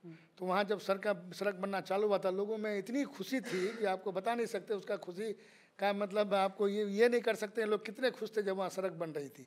तो इस तरह का हम लोगों ने लगभग जो जहाँ जर्जर था, एक गांव और था वहाँ का, वो टेढ़ागाछ में पड़ता है, धोकरझाड़ी बीबीगंज के बगल में है। तो एक बार हमको दावत किया कि नहीं विधायक जी आपको चलना होगा। तो हम लोग भी चलो गए। तो हम लोग बाइक भी चलने लायक नहीं था वहाँ। तो फिर अभी हम वहाँ एक शिलान्यास और था, वहाँ प्रोफेसर मदन सिंह ये जो थे, आनंद मोहन सिंह, वहाँ कंचनबाड़ी के हैं। तो आनंद मोहन सिंह जी का तो वहाँ रोड का एक शिलान्यास था। तो वो उस रोड के लिए बोले थे, वहाँ एक पुल भी नहीं था, उस पुल को भी बनाने का काम किए हम लोग। तो आनंद मोहन सिंह जी के वहाँ जो गए तो लोगों का जिद था कि रोड बनने के बाद आप नहीं आए, चलो। तो फिर उस रोड से गए तो हम लोग भी देखे कि क्या मतलब फीलिंग आ रहा था। वो रोड जो बना है तो ज़्यादा हाइट नहीं दिया है, मतलब रोड इतना खूबसूरत लग रहा था, दोनों तरफ हरियाली और बीच में वो गाँव बड़ा टापूनुमा था समझिए। तो रोड अभी बनने के बाद लोग इतना खुश है वहाँ। तो इस तरह का रोड हम लोग, बहुत सारा रोड है जिसको बनवाने का हम लोग काम किए। उसके अलावा एमआर का काम, जो रोड बन करके कंप्लीट हो गया था और 20 साल 25 साल 30 साल से उसमें कोई काम ही नहीं हो रहा था, जर्जर स्थिति था। एक स्थिति रोड आपका टेढ़ागाछ में ही, वो आपका खजूरबाड़ी जो आपका कलियागंज से घनी फुलसरा तक जाती है वो रोड। तो वो जब टेढ़ागाछ सिकटी विधानसभा में था तो उस वक्त हुआ यह था कि उस वक्त 10 साल रहने के बावजूद भी यहाँ के जो हमारे मौजूदा विधायक थे उसको मतलब किशनगंज डिवीजन में नहीं कर पाए, जिस कारण अररिया वाले को कोई मतलब नहीं था, क्योंकि ये बहादुरगंज विधानसभा से जुड़ गया और किशनगंज डिवीजन होने से तब उसमें काम होता। किशनगंज डिवीजन में नहीं होने के कारण रोड खजूरवाड़ी वाली जो रोड है 3 फीट 4 फीट तक गड्ढा हो गया था, चलने लायक नहीं था। फिर हम लोग जब जीत के आए, देखे क्या बात है, बात किए पदाधिकारियों से, तो मालूम हुआ कि अररिया डिवीजन में है। फिर उसको हम लोग वहाँ से पटना से उसको ये करवा करके किशनगंज डिवीजन करवाए, टेंडर भी हुआ। उस रोड में 14-15 पुल के अलावा रोड भी नया कंप्लीट हो गया। तो इस तरह का रोडों को हम लोग बनवाने का काम किए। मतलब और ऐसा जैसे अगर टोटल अगर रोड अगर देखिएगा अभी 80 सड़कें और आ रही है। तो इसलिए हम लोग अभी उसको अभी प्रिंट आउट नहीं किए हैं। उसको हम लोग लगभग कितना है टोटल? तो टोटल अभी 527 रोडों का हम लोग के पास लिस्ट हम लोग बना चुके हैं। 527 का बन चुका है? बन चुका और बन रहा है कुछ सब, जैसे काम चल रहा है अभी। जैसे 86 रोड पर अभी जो टेंडर हुआ तो एक सब काम चल रहा है। फिर हमारा इसके बाद 10 रोड और है, उसका जो बीच में छूट गया था या किसी कारण से कोई संवेदक नहीं लिया या कुछ हुआ, तो इस तरह का 10 रोड था, उसका भी टेंडर हो गया, वो 10 भी उसमें जुटेगा। उसके बाद अभी 39 सड़क का और टेंडर हो गया, 29 तारीख को लास्ट डेट था जुलाई का, तो वो भी शायद संवेदक चिन्हित हो गया है, वो भी आपका काम शुरू हो जाएगा। उसके अलावा 80 सड़कें जो हैं, जो मुखिया द्वारा बनाया गया था या जिला पार्षद द्वारा बनाया गया था या समिति द्वारा बनाया गया था, तो ऐसे सड़कों को चिन्हित करके हम लोगों ने दिया है। जो 80 सड़क दिए थे 80 स्वीकृत हो गया है, तो उसका भी वो टेंडर प्रक्रिया में उम्मीद है। समिति वाले सड़क में विधायक का भी है? हाँ, उसको MMGSY में कन्वर्ट कर करके उसको मतलब MR कर देगा। उसका मेंटेनेंस रिपेयर का वो बनने के बाद 7 साल तक उसका मेंटेनेंस भी होगा। तो चूँकि वो हम लोग करवा दिए हैं, तो सरकार का ये एक सोच है, चूँकि इलेक्शन के टाइम में सब कोई अपना ये दिखाना चाहता है कि हम इतना 1000 किलोमीटर सड़क बना दिए, सरकार अपना पीठ थपथपाने के लिए करती है, तो वो कुछ कच्ची सड़कों को नहीं लेता है इसमें। चूँकि इलेक्शन का जो साल होता है, तो हम लोग चूँकि कुछ कच्ची सड़कें मेरे यहाँ आज भी रह गई हैं, तो हम लोग चाह रहे थे कि वो बन जाए, लेकिन सरकार का बस एक ही मोटो है कि नहीं, अभी हम लोग को किलोमीटर दिखाना है कि हम 80,000 किलोमीटर सड़कें बनवा दिए या 90,000 की, तो इसमें थोड़ा खर्च कम आता है। एक कच्ची सड़क को आप अगर कन्वर्ट कीजिएगा पक्की में, तो उसका लगभग 1.5-2 करोड़ रुपया पर किलोमीटर का एक्सपेंस आता है। अच्छा, तो इसलिए एग्जिस्टिंग कोई गिन लेते हैं लोग। और उस MR में अगर करते हैं तो MR में समझिए 20-22 लाख रुपया पर किलोमीटर का खर्च आता है, तो उतना में 6-7 किलोमीटर सड़क बन जाती है। तो ये लोग अपना किलोमीटर दिखाने के लिए MR का काम ज़्यादा करवा रहे हैं। तो उसमें भी खर्च कम आएगा। मुखिया द्वारा बनाया हुआ है या समिति द्वारा बनाया, जिला पार्षद द्वारा जो जर्जर हो गया है, जिसका 6-7 साल 8 साल 10 साल तक मेंटेन नहीं हुआ, तो ऐसे सड़कों को चिन्हित करके हम लोग को देने के लिए बोला गया था। हम लोग चूँकि आनंद फानन में एक दिन में बोला था साइट एक दिन का खुला है जल्दी भेजिए, तो हम लोग आनंद फानन में 80 सड़क दिए तो 80 स्वीकृत हो गया हम लोग का। तो वो टेंडर पर किया, हमें उसको अगर ले लें, हम टोटल को अगर काउंट करेंगे तो 639 सड़कें हम लोगों ने बनाने का काम किया। मतलब आपके टेन्योर में? जी, तो वो अभी आना बाकी है, क्योंकि जब तक फाइनल नहीं हो जाता है तो हम लोग लिस्ट में अभी नहीं चढ़ाए हैं उसको, कि जब तक अब फिर हो सकता है सरकार की क्या प्लानिंग है, चूँकि अभी कुछ कर देती है सरकार, तो इसलिए उसको वेट कर रहे हैं। और उसमें हम लोग पुल पुलिया को अगर लें, जिसमें लगभग 57 सिर्फ पुल बना है मेरे यहाँ, जो 57 पुल बना पूरे विधानसभा क्षेत्र में इंडिविजुअली। जैसे अब उस पर कुछ प्रमुख पुलें हैं, बड़ी बड़ी पुल, जैसे आपका लोधाबाड़ी पुल हो गया, गुरुमारा घाट का पुल हो गया, आपका निशंदरा पुल हो गया, आपका सौल घाट का पुल हो गया, तो बनना है, झुनकी पुल हो गया। तो ये सारा ये है, तो कुछ तो इसमें बन गया। जैसे गुरुमारा बन के रेडी हो गया, हम लोग गए थे 2-3 दिन पहले, तो उसी पुल पर से गए। जबकि वहाँ के लोगों को इतना तकलीफ था, हम लोग जब वहाँ जाते थे चुनाव के दौरान, तो लोगों का यही काम था कि ये गुरुमारा पुल बना दीजिए, अगर बना दिए आप तो हमेशा आपके साथ रहेंगे हम लोग। तो लोगों का यहाँ तक कहना था। लेकिन आज वहाँ हम लोग आज दो कनेक्टिविटी हो गया है, दो तरफ से हम लोग आज वहाँ रास्ता दे दिए हैं। एक सीधे बीबीगंज वाले बीबीगंज आ जाएंगे, अगर एक है लक्ष्मीपुर जाने वाले सीधे लक्ष्मीपुर चले जाएंगे। मैंने इस तरह का कनेक्टिविटी हो गया है।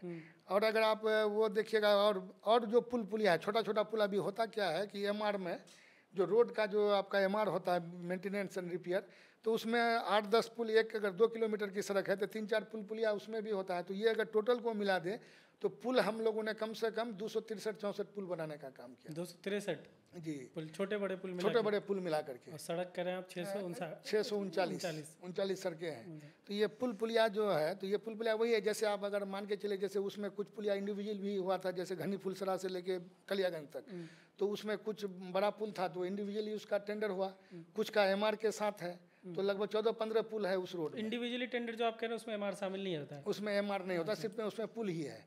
तो वो पुल अगर काउंट कीजिएगा तो 57 पुल है बनवाने का काम किया हम लोग इंडिविजुअली। और अगर MR का अगर उसमें इंक्लूड कर दीजिएगा तो 200 लगभग 63-64 पुल पुलिया लगभग कंप्लीट हुआ हम लोगों का। जैसे आपका सिंगिया जाते हैं, एक छोटा पुल था, वो पुल बना, तो वो MR में शामिल था। जहाँ भी बनता है, अभी जैसे हमारा हल्दीकुड़ा से लेके आपका वहाँ बन रहा है दोमोनी तक, मतलब बन रहा है वो कोईमारी तक सड़क, तो वो सड़क में भी लगभग 8-10 पुल पुलिया है, छोटा छोटा पुल पुलिया सब है। जो पुराना जर्जर हो गया था उसको तोड़ करके बनाया जा रहा है, जैसे 12 फीट का, 14 फीट का, 15 फीट का छोटा छोटा पुल पुलिया सब है। तो ये सारा काउंट करके 263-64 लगभग हो जाता है पुल पुलिया। और उसके बाद हम लोग लगभग अगर आप देखिएगा बड़ा, जैसे आपका बीबीगंज, तुलसिया से बीबीगंज सड़क, उसके बीच में भी 8-10 पुल पुलिया है, जो उसमें 2 या 3 हम लोग इंडिविजुअल किए थे। जैसे गुरुमरा, उसके बगल में एक पुल है, एक और है, तो ये 3 पुल हम लोग इंडिविजुअल शिलान्यास किए थे या इंडिविजुअल टेंडर हुआ था। और बाकी का जो है MR के साथ है, वो 8-10 पुल पुलिया उसमें भी है। तो इसी तरह का हर रोड में कुछ पुल पुलिया है MR में, किसी में नहीं भी है। तो इस तरह का हम लोग बनाए, तो 263-64 लगभग पुल पुलिया बना, लगभग 639 सड़कें बना। अगर आप अब ये देखिएगा तो हर तीसरे दिन हम लोगों ने एक रोड देने का काम किया, हर तीसरे दिन। पूरे 5 साल के कार्यकाल को, आपका 365 दिन का एक साल होता है, उसके अगर कार्यकाल को 1800 कुछ दिन होता है, तो अगर आप पूरे कार्यकाल को अगर मिलाइएगा तो मेरा काम को देखिएगा तो हर तीसरे दिन हम लोगों ने एक रोड दिया है इलाके में। एक रोड या पुल, मतलब? हाँ, एक रोड दिए हैं। पुल के अलावे पुल भी है, तो पुल अगर 263-64 है तो आप 1800 कुछ से अगर डिवीजन कीजिएगा तो वही 6 दिन में एक पुल देने का काम किए। तो हम लोग तो इसको अगर आप तौसीफ साहब के टेन्योर से कंपेयर करते हैं तो क्या उनके टाइम में लगभग कितना हुआ? क्योंकि आप भी उस वक्त अभी वो जैसे कहीं वो जाते हैं तो बोलते हैं कि हम लोग के टाइम में ये सब काम भले उस वक्त नहीं था। अच्छा, वो लोगों को यही बोलते हैं, लोग तो वही बोल रहे हैं सड़क पुल का काम नहीं था। भाई उस वक्त भी हो रहा था, लेकिन इनका कहना है कि भाई लोगों का कई इंटरव्यूज में हमने देखा, कुछ लोगों ने बताया कि भाई आपने पूर्व जी से क्यों नहीं ये सवाल करते हैं कि आप जो 16 साल रहे क्या क्या दिए हम लोगों को, क्या क्या आप एक भी काम बता दीजिए जिसको आप फखर से कह सकें कि ये हम बनाए या मेरे दौर में बना।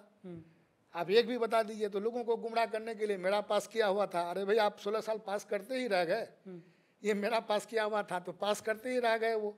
उसके अलावा कोई इंडिविजुअल काम भी नहीं बता सकते हैं कि जिससे वो ये करा पाएँ कि भाई फला काम हम किए।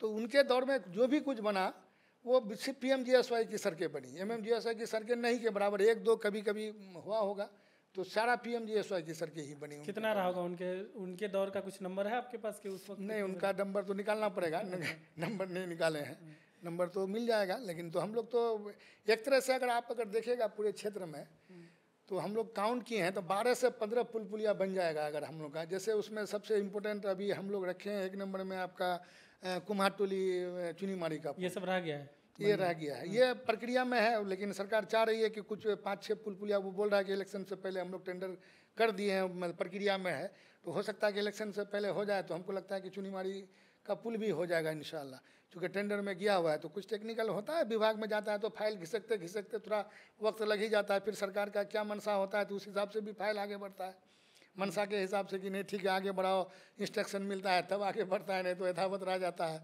तो इस तरह का हम लोग का जैसे 12 से 15 पुल पुलिया, जैसे आपका कुमारटोली चुनीमारी का पुल है, उसके अलावा आपका माली टोला टंगटंगी का एक पुल है, एक गांव है जहां एक वार्ड है समझिए, उसके लिए एक पुल बनाए थे तस्लीमुद्दीन साहब। तो बनने के बाद ही शायद वो 17 के सैलाब में, नहीं 2007 के ही सैलाब में शायद वो बह गया। तो हम लोग तो प्रयास ये किए कि भाई अगर पुल आने में, चूँकि पुल सरकार देने में थोड़ा ये करती है, पुल जल्दी नहीं बनाती है। सरकार की मंशा ये है कि एक पुल बनाता है तो एक पुल अगर 16 मीटर का पुल बनता है तो वो कम से कम उसका लागत 1.5 करोड़ तक पहुंच जाता है। तो ये 1.5 करोड़ में हम लोग 10-12 किलोमीटर सड़क को MR कर सकते हैं या सड़क बन सकता है। तो 10 किलोमीटर सड़क से कम 20-30 गाँव कनेक्ट होता है। तो वो सोचता है कि 20-30 गाँव में हम लोगों का मैसेज जाएगा, और एक पुल बनाते हैं तो 1-2 गाँव में ही उसका मैसेज आता है। तो पुल में थोड़ा सरकार का ये कम रहता है। लेकिन फिर भी हम लोग विधानसभा के सभी सत्रों में एक का क्वेश्चन कर करके सरकार पर दबाव बना करके करवाने का काम किए। और जैसे आपका उस तरह का आपको बता रहे थे, पुल आपका बता रहे थे, तो काशीबाड़ी पिपरा है एक पुल, वहाँ का रह गया है। दोनों तरफ प्रधानमंत्री सड़क है, अब बीच में वो पुल नहीं बना है। तो ऐसे लोगों की कनेक्टिविटी है तो थोड़ा घूम के जाना पड़ता है, लेकिन वहाँ हो जाने से लोगों को टेरागाछ 2 किलोमीटर हो जाएगा, ऐसे 7 किलोमीटर 8 किलोमीटर घूम के जाना पड़ता है। आपका एक है वहाँ हवाकोल पंचायत में बगुला हागी, वहाँ का एक छोटा सा पुल रह गया है। उसके बाद आपका एक गोवाबड़ी, अब बहादुरगंज से जो ये आपका NS से जो बहादुरगंज जाते हैं हम लोग सीधे गोवाबड़ी होकर के, वहाँ भी एक दोनों तरफ से प्रधानमंत्री सड़क है, बीच में पुलिया नहीं होने के कारण, पुल नहीं होने के कारण कनेक्टिविटी नहीं है। ऐसे तो और दिनों में चले जाता है, लेकिन बरसात के दिनों में मुश्किल हो जाती है जाना। उस तरह आपका और है एक घाट अलताबाड़ी का है, बंगाली चौक का कुछ पुल है रह गया है, 2-3 पुल। तो इस तरह का गिनती में है हमारा कि ये 12 लोगों को समझाते कैसे हैं, क्योंकि सब तो अपना देखता है ना कि मेरा पुल क्यों नहीं बना। ये लोगों का तो अपनी होती है। हम लोग जो इतना किए तो लोग सोच रहे हैं कि भाई जो भी आते हैं हम लोग काम कर देते हैं। कुछ ऐसा सड़कें हैं, एक आपका बनगुआ पंचायत का है, तो वो आपका वहाँ से बनगुआ से आती है 2 मोनी, वो सड़क काफ़ी दिनों से लोगों का डिमांड था। हम लोग विधानसभा में उसके लिए क्वेश्चन भी किए, रोड बनना भी चालू हो गया। तो लोग इतने ये हो जाते हैं कि विधायक जी के पास जाते हैं और रोड हो जाता है। तो भाई लोग उस तरह लोग आते हैं, हम लोग कोशिश भी कर रहे हैं। अब इक्का दुक्का नहीं होता है तो लोगों को कुछ नाराज़गी भी होती है, लोगों को समझाते हैं कि भाई एक साथ उतना संभव नहीं है। फिर भी आप अगर पूरे, हम समझते हैं कि पूरे जिला में अगर आप देखिएगा, आप काउंट कीजिए, ये हम नहीं कहते हैं, आप रिकॉर्ड देख लीजिए कि किस विधानसभा क्षेत्र में सबसे ज़्यादा रोड बना या पुल पुलिया बना, या आप देख सकते हैं, रिकॉर्ड होगा। मतलब हम लोग तो वहीं से लेते हैं, और रिकॉर्ड भी है कि सबसे ज़्यादा अगर रोड बना है तो विधानसभा बहादुरगंज में बना है। अभी जो मुखिया वाला में था और लोग नहीं दे पाए, हम लोग 80 रोड आनंद फानन में दिए, 80 रोड ही स्वीकृत हो गया है, लेकिन वो टेंडर में गया है। अगर हो जाएगा तो हम समझो 80 को लेकर 639 सड़कें हम लोग का हो जाएगा। सड़क पुल पुलिया के अलावा अभी पिछले दिनों रिपोर्ट्स आ रही हैं कि पत्थरगट्टी में बहुत ज़्यादा कटान चल रहा है, बारिश ज़्यादा होने की वजह से कई जगह कटान शुरू हो गया। इसको लेकर आपने क्या किया? देखिए, कटाव के लिए हम लोगों के आने से पहले कटाव में कोई काम नहीं हो रहा था, कभी नहीं हुआ। लोग खुद कह रहे हैं कि कभी नहीं। हम लोग आकर के जब आए, आने के बाद ही उस वक्त सैलाब का आ गया था अचानक। सैलाब आ जाने के कारण हम लोग फ्लड फाइटिंग का काम करवाया। फ्लड फाइटिंग का काम तो होता ही है। उसके बाद अस्थायी तौर पर हम लोगों ने पिछले बार 2023 में 16 जगह पर काम हुआ था, जहाँ जैसे आपका बोचागाड़ी है, आपका लौचा यूनुस टोला लौचा है, उसके बाद महजबतना है, खारी टोला है, खारी बस्ती है, आपका क्या कहते हैं हवाकोल है। तो इस तरह का हम लोगों ने 16 पॉइंट्स पर काम करवाया था। मटियारी है, मटियारी में बहुत तेज़ी से कटाव हो रहा था। मेरे आने से पहले कई गाँव महजबतना बह गया था, उसके बाद सातमेरी बह के चले गया था पूर्व विधायक जी के टाइम में, उसके बाद मटियारी बह गया था। तो उस समय में वो लोग निस्सहाय थे, कहीं से कोई मदद नहीं मिलता था। लेकिन हम लोगों ने मेरे आने के बाद मेरे आने के बाद इस तरह के जगहों पर काम हुआ। 2023 में 16 जगह पर काम हुआ और अभी 2025 में 11 जगह पर काम किए हम लोग। फिर भी 8-10 पॉइंट पर हम लोगों ने लिख के दिया, मुख्यमंत्री से बहुत पैरवी किया, लेकिन वो कहे कि नहीं उतना फ्लड फाइटिंग में हम लोग देखें, चूँकि सरकार का ये कहना है कि हमारे पास उतना फंड नहीं है कि एक ही क्षेत्र में हम लोग उतना सारा फंड दे दें। तो हम लोग तो प्रयास करते हैं, जाहिर सी बात है कि जैसे हम लोग 20 पॉइंट पर अभी दिए थे, जिसमें 11 पॉइंट्स पर काम हुआ, जिसमें 9-10 पॉइंट रह गया। तो 9-10 पॉइंट रह गया तो वहाँ उतना कटाव भी नहीं है, लेकिन हो जाने से बहुत बेहतर होता। गोवाबाड़ी में अभी बहुत अच्छा काम हुआ, लेकिन चूँकि प्रकृति के साथ आप लड़ नहीं सकते हैं। प्रकृति के साथ आप इतना तेज़ी से अगर आएगा, आप देखिए आपका उत्तराखंड में या हिमाचल में आप देखिएगा इतना ज़बरदस्त ये हुआ, बादल ये फटा तो कितना तबाही लेके आया। तो भाई प्रकृति के साथ तो कोई लड़ नहीं सकता है। तो फिर भी प्रयास जो है, जहाँ जहाँ हम लोगों ने काम किया, अब मटियारी जहाँ था, आज हम समझते हैं कि लगभग 200 मीटर नदी छोड़ दिया उधर। अब पश्चिम तरफ जो नदी कटाव हो रहा था उधर छोड़ करके 200 मीटर पूरब की तरफ आ गया। वहाँ ये होता है तो दूसरी तरफ कटाव शुरू कर देता है। तो जब तक इसमें तटबंध इसका नहीं बन जाता है, इसका परमानेंट सोल्यूशन नहीं हो पाएगा। तो अभी तटबंध के लिए हमारा जो रतवा नदी में था आया है 66 किलोमीटर, उसमें होना था, महानंदा बेसिन परियोजना के तहत है वो काम, होना चाहिए था उसमें, लेकिन नहीं हो पा रहा है। लोगों का भी ये है, उसमें जो सर्वे 20 साल पहले हुआ था, 20 साल पहले नदी की धारा दूसरे तरफ से थी, अब वहाँ बड़ा गांव बस गया है। तो अब लोगों का कहना है कि भाई अभी जो तटबंध है वहाँ से 2 किलोमीटर 2.5 किलोमीटर दूर, और उसमें काफ़ी सारी गाँव चले आता है। और सरकार का कहना है कि हम सिर्फ घर का मुआवजा देंगे, ज़मीन का मुआवजा नहीं देंगे। तो ये दिक्कत है। जहाँ तटबंध बनेगा, जहाँ बांध बनेगा, सिर्फ बांध में जो ज़मीन प्रयोग होगा, इस्तेमाल होगा, उसी ज़मीन का वो मुआवजा देना चाह रही है सरकार। इसीलिए लोगों में एक आक्रोश था, तो लोग काम करने नहीं दिए। तो इसको हम लोगों ने भी मुख्यमंत्री से मिल करके इस बात को रखा है। तो मुख्यमंत्री जी इस बात को एक्सेप्ट किए हैं कि भाई और तरह से सर्वे करा करके उसको काम किया जाए। फंड तो रिलीज है, शायद वो रेडी भी है। तो अगर हम समझते हैं ये अगर हो जाएगा, अगर सर्वे और तरह से हो जाएगा, तटबंध से, लोगों का कहना है कि तटबंध से 500 मीटर के दूरी पर ही बांध बने, तो उतना में अगर हो जाता है तो लोग तैयार हैं। और हम लोग मुख्यमंत्री से मिले भी थे, लिख करके दिए भी हैं उनको। तो इसलिए हमको लगता है कि अगर ये हो गया अगर, तो फिर लोग तैयार हो जाएंगे, तो एक नदी का ये सोल्यूशन हो जाएगा। उसके बाद अगर उसमें सक्सेस हुआ तो कौल में भी हम लोग करवाने का प्रयास करेंगे। अभी चूँकि वो रतवा के लिए आया है, तो कौल में भी हो जाएगा, तो ये नदी जो इधर से उधर चले जाती है तो ये कम से कम रुक जाएगा। तो हम लोग तो प्रयास में हैं। जिस दिन से हम लोग आए, जहाँ जहाँ कटाव, मतलब एंटी एरोजन वर्क बोलते हैं उसको, तो जहाँ भी कटाव रोधी कार्य किए वहाँ आज तक नहीं कट रहा है, दूसरी जगह कटाव कर रहा है, तो फिर उसको भी रोकने का हम लोग काम कर रहे हैं। अब उसके अलावे पहले कट जाता था तो बारह, मतलब लोगों का रहने के लिए जगह नहीं था, मदरसों में या स्कूलों में जा करके लोग अपना आप को शिफ्ट करके वहीं रहना सहना बड़ा मुश्किल से एकदम समझ रह रहे थे। तो हम लोगों ने 4-4 बहुमंजिला इमारत खड़ा करवाया, 12 आश्रय भवन, आपका एक आपका मटियारी में, एक लौचा में, आपका एक वहाँ खर्रा में, और एक आपका इसमें मटियारी, लौचा, खर्रा, और एक हवाकोल में है सर।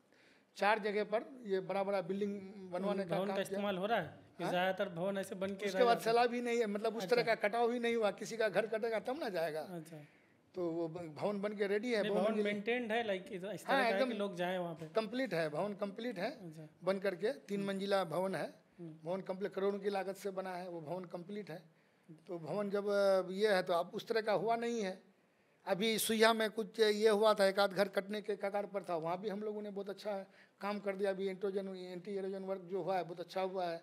फिर हम लोग जब क्षेत्र भ्रमण में गए, कुछ लोगों का कहना था कि 50 फीट और बढ़ा दिया जाए, फिर उसको हम लोगों ने बात करके एसी से उसको बढ़वाने का भी काम किया। जहाँ चाह रहे थे लोग, हम लोग तो प्रयास करके करवाने का काम करें। इससे पहले कभी नहीं हो रहा था, आज कटाव नहीं हो रहा है। आज ठीक है, लोगों को तकलीफ हो जाती है, लोग कह रहे हैं कि खेत भी कटाव हो रहा है तो उसको भी रोका है, लेकिन सरकार के पास ऐसा योजना नहीं है। वो खेत प्रोटेक्ट नहीं करना चाहते हैं। सरकार का कहना है कि घर से 20 फीट की दूरी पर होगा तब। फिर भी अगर 50 फीट तक भी आ जाता है तो हम लोग दबाव बना करके काम करवाने का काम करते हैं। SIR जो भी चल रहा है उसको लेकर भी लगातार इस तरह को सुनने को मिल रहा है कि अपने इलाके में जो डॉक्यूमेंट रिक्वायर्ड है वो जल्दी इशू नहीं किया जा रहा है, या तो जातीय प्रमाण पत्र हो या आवासीय प्रमाण पत्र हो।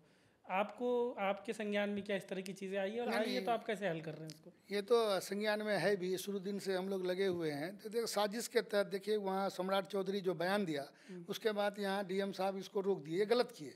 अच्छा, उनको करना नहीं चाहिए था निवास प्रमाण पत्र। DM की तरफ से रोका गया है? हाँ, DM साहब जैसे आदेश आया होगा, उनका कहना है कि ऊपर से रोक लगा दिया गया है। जबकि और जिले में बन रहे थे, मतलब यहाँ भी बनना था, ये बनने से उतना लोड नहीं पड़ता। तो उनका कहना है कि एक साथ इतना, अरे भाई लोगों को ज़रूरत है, जब आप एसआई का काम कर रहे हैं तो उसमें तो सबसे ईजी वही प्रोसेस है, तो उसी को दिया जाएगा। फिर आप किसका नाम कौन बना रहा है? अगर मेरा नाम वोटर लिस्ट में है तो मेरा बेटा को अगर लगेगा तो आप उसको कैसे आप नकार सकते हैं? तो आप बीच में ये लगा दिए कि नहीं, इसको ये इन्वेस्ट मतलब ये करके वेरीफाई करके तभी हम लोग देंगे। तो वेरीफाई में जब 26 तारीख तक ये बन रहा है, 26 तारीख के बाद चालू किए, तो अब एक तरह से बता रहे हैं कि साइट बहुत स्लो चल रहा है, जो उनका जो ये है, तो वो साइट मतलब ये बहुत स्लो चल रहा है, जिस कारण कम बन रहा है। हम लोग डीएम साहब से भी बात किए, डीएम साहब के बारे में कहना है कि हम लोग तो पूरा ये किए हुए हैं कि बने भाई। तो कुछ लोगों का कहना है कि ये काफ़ी लंबा ये हो जाता है, बोले 10 दिन 12 दिन दिए हुए हैं, पहले बन जाता था। तो अभी लोगों का कहना है कि हफ्ता 10 हफ्ता 2 हफ्ता हो जाता है वेरीफाई किए हुए, लेकिन नहीं कर रहा है। तो हम सीओ टेढ़ाघाट भी गए उस दिन, सीओ साहब से भी बात किए। सीओ साहब बोले कि नहीं सर, हम लोग तो बना रहे हैं, लेकिन कहीं अगर किसी को पार्टिकुलर ज़्यादा इमीडिएट है तो आके हमसे मिले, अगर कहीं दिक्कत हो रही है तो। कहीं अगर नहीं कर रहा है तो ये तो बन रहा है, लेकिन दिक्कत तो है, क्योंकि एक दिन में वो 600 700 800 ही निकल पा रहा है। ये निकलना चाहिए कम से कम 2-3 हज़ार के रेशियो में निकलेगा, तब जा करके मतलब ये होगा इतनी आबादी में। और एक ही आपका इंस्टीट्यूट है या एक ही प्रखंड है, प्रखंड के हिसाब से निकालने से वो बहुत कम निकल रहा है। तो उसमें इजी क्या था कि अभी वो सरपंच वाला जो ये है बंसावली, वो देने से उससे भी आपका ये हो जाता है। तो टेढ़ाघाट में ये भी पता चला कि वो आपका राशन कार्ड भी ले रहा है। लेकिन कुछ इसमें देखिए साजिश तो इसमें है ही। ये लोग चाह रहे हैं कि जैसे कुछ लोगों का नाम जैसे अपलोड करने के लिए पेपर दे दिए, सारा डॉक्यूमेंट्स के साथ दे दिया, लेकिन उसका अपलोड नहीं किया। तब उस दिन वीडियो साहब से नहीं किया, हाँ बीएलओ अपलोड नहीं किया, क्योंकि इतना मतलब बोला कि इतना प्रेशर था, हम लोग कर रहे थे, नहीं हो पाया। तो नहीं हो पाया तो हम उस दिन वीडियो साहब से भी बात की, 2-3 शिकायतें आए मेरे पास। तो हम परसों ही बताया, कोई एक मेंबर था वहाँ का ताहिर नाम का डिस्या टोली का, तो बताया सुखाने का। तो बताया तो हम बोले, जो बीएलओ से भी बात की, बीएलओ बोला कि सर ऐसा हो गया था, हम लोग लोड किए थे लेकिन वो नहीं दिखा रहा है, तो हम लोग उसका करने के लिए तैयार हैं। आज रक्षाबंधन है, मंडे के दिन हम उसका कर देंगे। तो कर दिया होगा और शिकायत नहीं आई है। तो इस तरह का मतलब है, एक तरह से बहुत लोग कर दिए हैं। जो अगर इसमें अगर एक्टिव नहीं है तो बहुत लोगों का नाम छूट सकता है, लेकिन फिर भी हम लोग की टीम काम कर रही है। हम लोग हर बीएलओ से या और लोगों से, जो भी हम लोग का लड़का जैसे पंचायत अध्यक्ष है या बीएलए हम लोग का जो है, उन लोगों से संपर्क में हम लोग हैं। हम लोग चाह रहे हैं कि ये लोग कोऑपरेट कर रहा है। जहाँ ऐसा आज भी बात हुई कई लोगों से, तो कहीं कुछ का समस्या ये है कि इनका मैट्रिक का सर्टिफिकेट है और वो यहाँ की नहीं है लड़की, अब है वो है मध्य प्रदेश की, तो उसका वहाँ 2003 का अवेलेबल नहीं हो पा रहा है। तो वहाँ नहीं हो पा रहा है तो भाई आपका सर्टिफिकेट है, तो उससे बोले बीएलओ बोला नहीं, बात किए तो बीएलओ के नहीं सर, बोले मिलने के लिए बोलिए हो जाएगा। मतलब दूसरे ज़िले की भी है, बहू है दूसरे ज़िले बहू है हाँ। तो उनका भी दिक्कत है? उनका भी दिक्कत हो रहा है, कोई शादी कर लिया था वहाँ, तो अब उनका दिक्कत है, नाम था कंटिन्यू चल रहा था, तो अब दिक्कत हो रहा है कि अब उसका वो दिया था 10th का सर्टिफिकेट, बोल रहा है कि अपलोड नहीं हुआ। तो नहीं हो रहा है, मैं देखो भाई उसको क्यों नहीं होगा, जबकि मान्यता प्राप्त है, वो मैट्रिक कर चुकी है, तो उनका तो होना ही चाहिए। वो यहाँ तक बीएड भी है, तो उनका तो होना ही चाहिए। तो बोला कि नहीं ठीक है भेज दीजिए, हम लोग देख लेंगे। वीडियो साहब से भी बात हुई है मेरा, और हो जाएगा उम्मीद है। लेकिन एक तो साजिश है ही, शायद कुछ लोगों का नाम कटेगा। हम लोग तो कोशिश में है, लोग अभी तक इस कोशिश में है कि मेरा हो जाएगा, इसलिए शिकायत भी नहीं कर रहे हैं। तो लेकिन दिक्कत तो है, काफ़ी दिक्कत है, लोगों का बन नहीं रहा है, निवासी नहीं बन रहा है, या और कुछ में ये हो रहा है। तो बीएलओ कोऑपरेट नहीं कर रहा है, बहुत जगह का बीएलओ तो सही है, बहुत बीएलओ कोऑपरेट नहीं कर रहा है। आप लोगों को डर है क्या आप लोगों का वोट जो है काटा जा सकता है? जाहिर सी बात है कटेगा। अब वोटर्स का नाम ये तो मतलब जमीनी स्तर पर जो काम हो रहा है हम लोग उसका बता रहे हैं, लेकिन चुनाव आयोग क्या करेगा, किसका नाम जोड़ेगा, ये तो अब बात को देखने वाले, जब मेन वोटर लिस्ट पब्लिश्ड हो जाएगा, ये तो उस वक्त देखने वाली बात होगी कि उसके बाद हम लोग देखेंगे कि भी कितना एक्स्ट्रा नाम लोगों का जुड़ा या पहले कितना था, बात को कंपेयर करेंगे हम लोग, तब उसमें पता चल पाएगा कि ये लोग क्या घपला किया है। घपला ना कहीं तो कोई साजिश तो है। ये इस तरह का जो कर रहे हैं इतने कम समय में, या उस समय में दौड़ा करके लोगों को कर दिया कि सिर्फ फॉर्म भर के दे दीजिए, फिर अभी पेपर मांगा जा रहा है, तो ये नहीं पेपर तो वो पेपर नहीं तो वो पेपर लाओ। तो इस तरह का कर रहे हैं। तो देखते हैं, हम लोग कोशिश में तो हैं, हम लोग लगे हुए हैं, और जहाँ से भी कोई शिकायत आता है तो तुरंत इमीडिएट उसका समाधान करने का कोशिश कर रहे हैं हम लोग। और एक साजिश के तहत ही हम लोग को भी लग रहा है कि एक साजिश के तहत ही ये किया जा रहा है। उसका मकसद चूँकि वही अभी जो हमारे राहुल गांधी ने आपने किया, अभी जो दिल्ली में जो सबमिट किया, इसके साथ तो आपने देखा कि एक घर में 80 आदमी 100 आदमी का एक 1 BHK फ्लैट में दिखा रहा है हाउस नंबर, और उसमें अलग अलग डिफरेंट टाइप का नाम। और हमारे यहाँ पटना में हमारे तेजस्वी जी ने तो बताया कि 16 आदमी जिसमें हिंदू भी है, मुस्लिम भी है, सिख भी है, नाम है लेकिन उस घर का पता नहीं है। तो इस तरह का मतलब घपलाबाजी क्या है, तो इस पर एक एक चीज़ पर नज़र रखा जा रहा है हमारे नेताओं द्वारा भी। हम लोग तो कोशिश में है, हम लोग को भी इंस्ट्रक्शन है, आदेश है कि भाई आप लोग भी अपने स्तर से देखिए। तो हम लोग भी देखने का प्रयास कर रहे हैं। हमारे जो BLA हैं और जो हमारे पंचायत अध्यक्ष हैं, सारे लोगों को हम लोग भी इंस्ट्रक्शन दिए हैं कि वो इस चीज़ को देखें। बिजली की समस्या हाल के दिनों में खासकर ये लोगों का मानना है कि और ज़्यादा बिगड़ते जा रहा है। हम लोग यहाँ इंटरव्यू कर रहे हैं, इसके बीच में भी लाइट जाते जा रही है। आपके क्षेत्र में लगातार बिजली की समस्या की शिकायत रहती है, उसको लेकर आप क्या कर रहे हैं? देखिए, बिजली की शिकायत का मसला ये था कि टेरागाछ में हम लोग जब जीत के आए थे तो ये स्थिति था कि मतलब लाइट अगर जाने के 15 दिन महीना दिन तक लाइट नहीं आती थी, ये स्थिति था। तो हम लोग भी देख रहे थे तो काफ़ी मतलब ट्रांसफार्मर वगैरह उड़ जाने जिस दिन अगर कहीं कुछ दिक्कत हो गया तो नहीं, मतलब जैसे कहीं 33,000 का कहीं फॉल्ट आ जाता था, कहीं PSS से कहीं फॉल्ट आ गया। तो इस तरह का इतना समस्या था कि लास्ट में हम लोगों को चूँकि ऐसा लग रहा था कि हम लोग बिजली विभाग से हैं। जब बिजली क्षेत्र में जाती है तो हम लोग का फ़ोन बजना चालू हो जाता है, बजना चाहिए पदाधिकारियों का, तो हम लोग का बजना चालू हो जाता है। तो हम लोग एक एक चीज़ को ध्यान में रख करके, उस वक्त यहाँ आदित्य प्रकाश जी थे, DM तत्कालीन DM थे, तो वो वहाँ डायरेक्टर बन के जब गए नॉर्थ इसमें NTPCL में, तो वहाँ जब गए तो उनसे काफ़ी कोऑपरेशन मिला। तो वो भी बोला कि हम जब थे तो बहुत परेशानी हो रही थी, तो उनसे काफ़ी कोऑपरेशन ये हुआ कि उसका शायद 5 साल का टाइम था वो पलासी पावर ग्रिड का, 5 साल में कंप्लीट करना था। तो 2 ही साल हुआ था, तो उसमें DM साहब बहुत कोऑपरेट किए कि 2 साल या 2.5 साल में उसको चालू कर दिए कि तुम्हारा जितना काम कर रहा है उतना कम से कम टेरागाछ को उससे जोड़ दो, टेरागाछ को जोड़ दो, उसके बाद तुम अपना बाद में बाकी का काम करते रहना, टाइम जो लगेगा तुम करना। लेकिन उसको तो बहुत कोऑपरेट किए। उस समय में स्टाफ दिए वहाँ पलासी में, हम लोग वहाँ लड़ करके उनसे स्टाफ लिए, स्टाफ दिए। पहले जब वहाँ तो दे दिए, वो ऑथराइज कर दिए, चालू भी कर दिया, पावर ग्रिड चालू भी हो गया, लाइट भी दे दिया, लेकिन कुछ कनेक्शन सब सही नहीं था, तार कहीं जर्जर था। तो ये सबको भी बदलवाने का हम लोग काम किए। तो उनकी मदद से आज के डेट में अगर आप देखिएगा तो आज लाइट टेरागाछ वाले से पूछेगा, आप दिल पर हाथ रख के बोले तो आज के तरह वहाँ समझते हैं कि पूरे जिला में लाइट नहीं रहती है ऐसा, जितना टेरागाछ में आज लाइट की स्थिति है। कहीं अगर फॉल्ट आता है तो लोकल फॉल्ट होगा कि उसका वायर जर्जर है या वायर के वजह से, या ट्रांसफार्मर जल गया है, या कुछ आज डेट में ट्रांसफार्मर जलता है। तो पहले ये स्थिति था कि ट्रांसफार्मर जलता था तो लोग चंदा करते थे, चंदा करके तब हम लोगों की ये स्थिति आती थी। हम लोग का जब ट्रांसफार्मर जलता तो गांव वाला मिल के 40-50 हज़ार चंदा करके तब जाके ट्रांसफार्मर का इंजीनियर को पैसा दिलवाते थे, तब जाके ट्रांसफार्मर लगता था। लेकिन आज के डेट में ट्रांसफार्मर जलता है तो ग्रामीण क्षेत्रों में 2 से 3 दिन में ट्रांसफार्मर लग जाता है। कहीं कहीं ऐसा होता है कि कभी बरसात के दिनों में बहुत बड़े पैमाने पर जल गया है, कभी थंडरिंग में होता है कि एक साथ 50-60 जल जाता है। अगर ज़बरदस्त बिजली कड़क होती है तो 50-60 जल जाता है। तो ऐसे स्थिति में 3 से 4 दिन लग जाता है। नहीं तो हम लोगों का शहरी क्षेत्र में जो नगर पंचायत में 24 घंटे में हम लोग लगवाने का काम करते हैं आज के डेट में, और कहीं एक पैसा नहीं मतलब देते हैं लोग। लेकिन कभी कभी शिकायत आ जाती है, मिस्त्री है होता है, बोल दिया कि भाई लगा दिए, कुछ चाय पानी के लिए खर्चा दो, तो कोई अगर 500-1000 रुपया दे दिया तो वो भी शिकायत कर देता है। बाद में हम लोग डांटते हैं उन लोग को, तुम लोग काहे पैसा लिया। तो वो लोग भी ये करने लगता है कि सर हम लोग चाय पानी के लिए बोले, आप दे दिया तो आप वो भी शिकायत कर दिया आपसे। तो ऐसा भी होता है कभी कभी, आज एक पैसा नहीं लग रहा है लोगों को।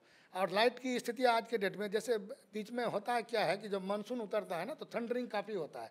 तो ऐसे स्थिति में इंसुलेटर पंक्चर हो जाता है। पिछले बार भी बड़े पैमाने पर हुआ था, तो इस बार कम हुआ। और हम समझते हैं कि जब मानसून उतरता है तो 15 दिन से महीना दिन तक थोड़ा डिस्टर्ब रहता है।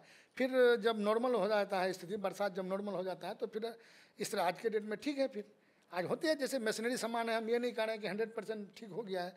मशीनरी सामान है, कहीं ना कहीं फॉल्ट आ जाता है तो कहीं दिक्कत आती है। और पहले का ये था कि जैसे हर ट्रांसफार्मर के पास ये होता था, जंपर लगा होता था।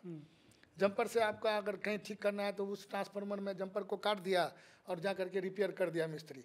लेकिन आज के डेट में सारा ये आपका यहीं से हो गया है, क्या कहते हैं, PSS से। तो PSS से आप पूरा ग्रिड को ये पूरा इसको बंद कर देना पड़ता है कि आप मतलब कि जैसे आपका लोचा इसमें है मान के चलिए, तो उस साइड में अगर किसी का अगर ये हो गया तो पूरा फीडर को बंद कर देना पड़ता है। बंद करके तब जाके मिस्त्री काम करता है, तो सारे लोग डिस्टर्ब हो जाते हैं। तो ये समस्या है कि मतलब लाइट अभी बहुत अच्छा है और हम समझते हैं कि 20 से 22 घंटा लाइट अभी रहती है। लेकिन समस्या तो है कहीं कहीं जर्जर। जैसे एक टारगेट था, जैसे उस दिन एग्जीक्यूटिव साहब से बात हो रही थी तो उनका था कि मतलब 6000 किलोमीटर या कितना दिया था टारगेट वायर चेंज करने का, तो उसका शायद कंप्लीट हो गया। तो फिर रीटेंडर हुआ है, कहीं कहीं छूट गया है। तो हम लोग फिर ये दिशा की बैठक में बात रखे थे, तो फिर रीटेंडर हो गया है, फिर शायद शुरू होगा काम। बताए थे एग्जीक्यूटिव साहब कि 10-15 दिन में नया ठेकेदार काम शुरू कर देगा। और उसके बाद तब फिर जो जर्जर वायर है, पहले होता यह था कि पहले हमारे यहाँ 30-40% ही लाइट लिए थे लोग, बाकी लोग चूँकि लैंप लालटेन जलाते थे। लेकिन आज के डेट में 100% हो गया, और सारा जो आपका जो स्ट्रक्चर है वही है, पहले वाला ही है। तो कहीं वायर कमज़ोर है, कंटिन्यू लाइट जाने की वजह से तार जल जाता है।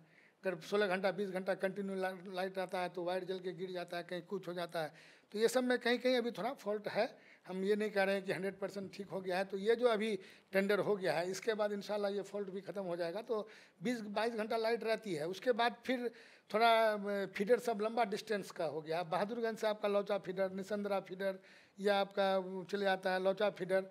तो इस तरह का जो ये हो रहा है, तो इसको ये करने के लिए लौचा में एक PSS का निर्माण होने जा रहा है, काम भी शुरू हो गया होने जा रहा है उसका। और एक आपका टेढ़ाघाट में, बेनूगढ़ में, ये होने के बाद, और हम लोग बार बार क्वेश्चन किए विधानसभा में पावर ग्रिड के लिए कि बहादुरगंज में एक पावर ग्रिड होना चाहिए, क्योंकि ठाकुरगंज तो कंप्लीट हो जाएगा तो कुछ लोड कम पड़ेगा। तो ठाकुरगंज उम्मीद है कि 2-4 महीने में शायद कंप्लीट हो जाएगा, वो चालू भी हो जाएगा।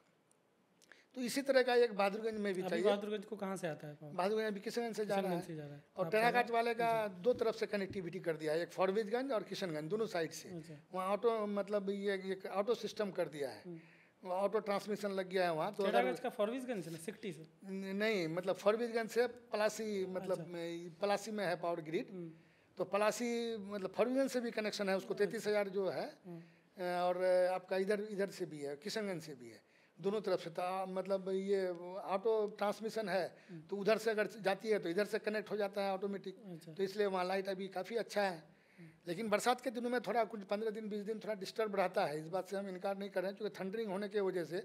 और जो पदाधिकारियों का कहना था कि जो सामान लगाए गए थे, जो इंसुलेटर लगाए गए थे, पहले का जो इंसुलेटर होता था कि वो 18 किलो 20 किलो का वजन का होता था, तो उसमें जो बीच में जो वायर होता है वो भी थोड़ा मजबूत होता था।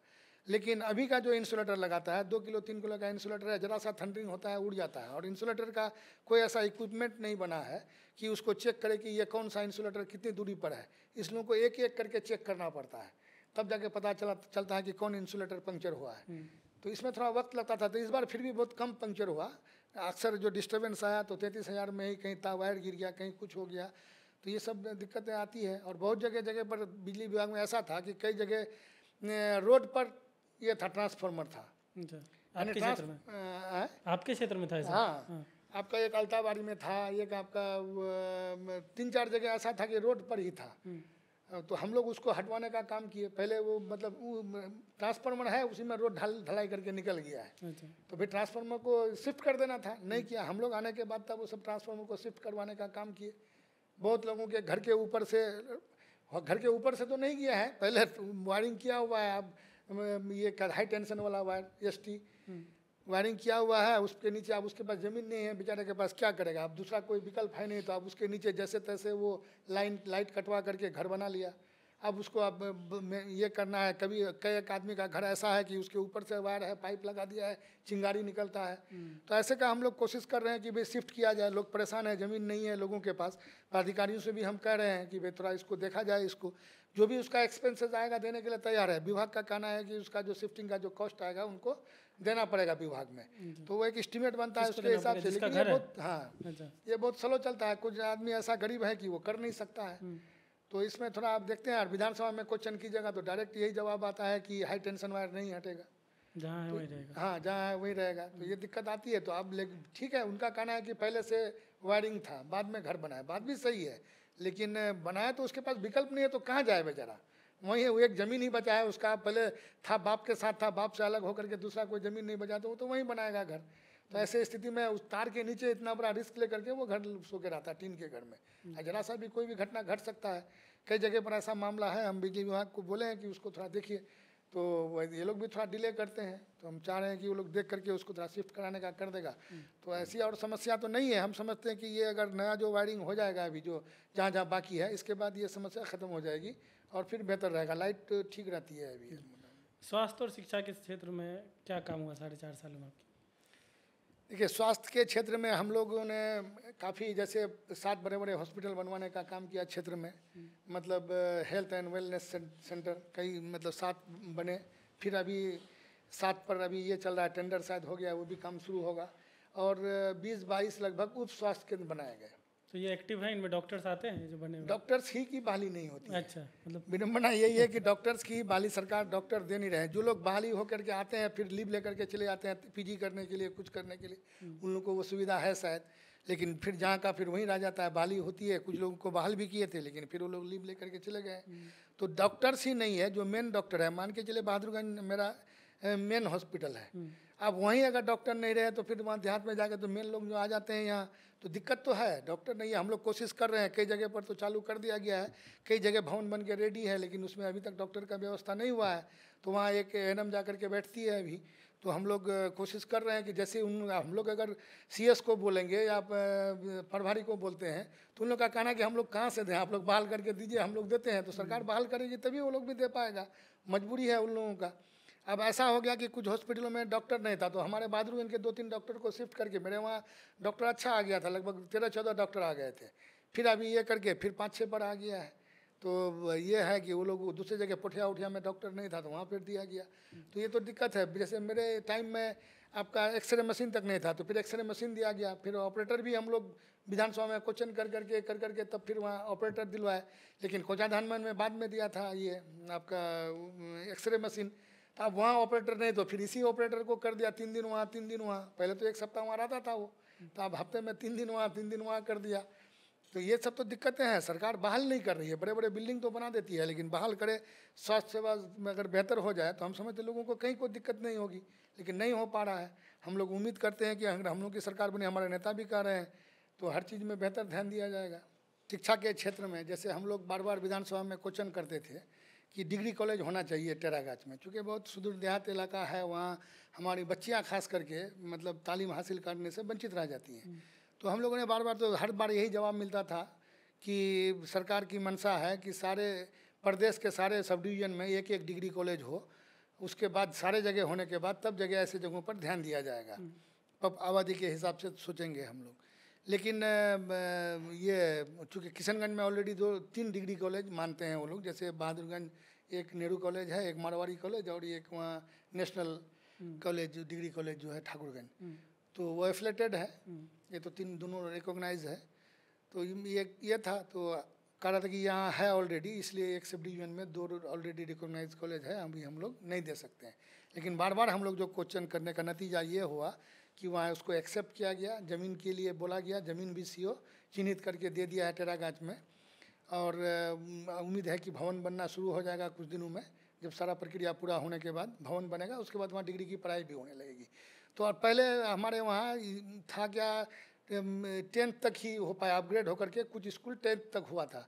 आज के डेट में जो हर पंचायत पर एक +2 का स्कूल हो गया है, यानी कि 12 तक हमारे बच्चे बच्चियाँ अब घर से ही पढ़ाई कर लेती हैं। तो ये सब दिक्कत है। बहुत सारे स्कूल में भवन नहीं था, हम लोगों ने विधानसभा में क्वेश्चन करके उसको भवन बनवाने का काम किया। जहाँ बहुत सारे स्कूल दूसरे जगह टेक थे, अब उसको सरकार चाह रही थी कि वहीं वो और दूसरा स्कूल नहीं बनेगा, वहीं वो हो जाए, ऐसे का हाँ मर्ज कर दिया गया उसको।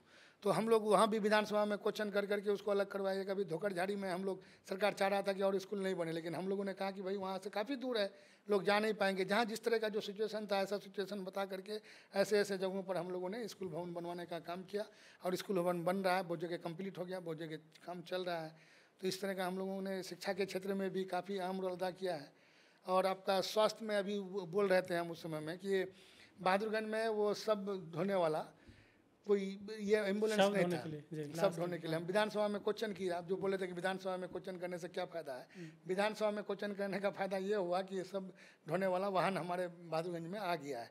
और एम्बुलेंस भी कम था, और जो भी था MLA फंड के तहत नहीं, वो सरकार ही दिया अपने फंड से। हाँ, सरकार ने दिया अपने फंड से, तो बहादुरगंज में आ गया है। उसके बाद एक ब्लॉक में एक नहीं, एक ब्लॉक में नहीं, बहादुरगंज में तो आया है, किशनगंज में भी शायद, किशनगंज में अब दिया है कि नहीं दिया ये नहीं कह सकेंगे, लेकिन बहादुरगंज में हम चूँकि क्वेश्चन किए थे तो बहादुरगंज वाले को मिल गया है। वो उसका थोड़ा स्ट्रक्चर अलग ढंग का आता है, वो सिर्फ उसको डेड बॉडी ही ले जा सकते हैं। तो वो सब लोग इस्तेमाल कर सकते हैं, हिंदू मुस्लिम सब? हाँ, कोई भी कर सकते हैं। जहाँ जैसे पहले होता था कि आप कहीं कोई हॉस्पिटल में डेथ कर गया, तो अब उसको अब ये नहीं होता है, क्या कहते हैं, चूँकि नॉर्मल जो एम्बुलेंस होता है उसमें बॉडी डेड बॉडी नहीं ले जाता है, तो दिक्कत होती थी लोगों को। प्रश्न प्राइवेट गाड़ी में वाले को बोलता है वो तैयार नहीं हो रहा है, वो तैयार, बहुत दिक्कत का सामना करना पड़ता था। तो अब डेड बॉडी ढोने के लिए जो एम्बुलेंस आ गया है तो अब लोगों को दिक्कत नहीं होगी। पहले जो हमारे वहाँ जो एम्बुलेंस था बहुत जर्जर स्थिति में था, तो आज के डेट में कई एम्बुलेंस आ गया। बहादुरगंज में लगभग 3-4 एम्बुलेंस है, आपका टेढ़ाघाट में 2 एम्बुलेंस है आज के डेट में। तो एम्बुलेंस कम था, आज सब नए एम्बुलेंस आ गए हैं। फिर उसके बाद भी हम लोग पर्सनली अपने जाति फंड से, अपना जाति पैसा से एम्बुलेंस खरीद रखे हैं, जिनको अगर कुछ इमीडिएट, सब कभी कभी होता है कि पेशेंट लेके चले गया है, कोई इंतजार कर रहा है तो फिर ये करता है, तो ऐसे कॉलिंग पर उसमें तेल डाल करके वो सेवा ले सकते हैं। कितना आपने अपना पर्सनल कैपेसिटी में कितना एम्बुलेंस दिया? हम एक दिए हैं अपना पर्सनल पैसे से। उसको बुकिंग कैसे, मतलब आप जैसे फ़ोन करता है वो अपना जाता है, वो तेल का आपको कॉल करके उसकी बुकिंग करा सकते हैं? हमको कॉल करे या मेरा पीए को कॉल करके वो अपना वो लेके जाते हैं। तो इस तरह का हम लोगों ने करवाने का प्रयास किया है।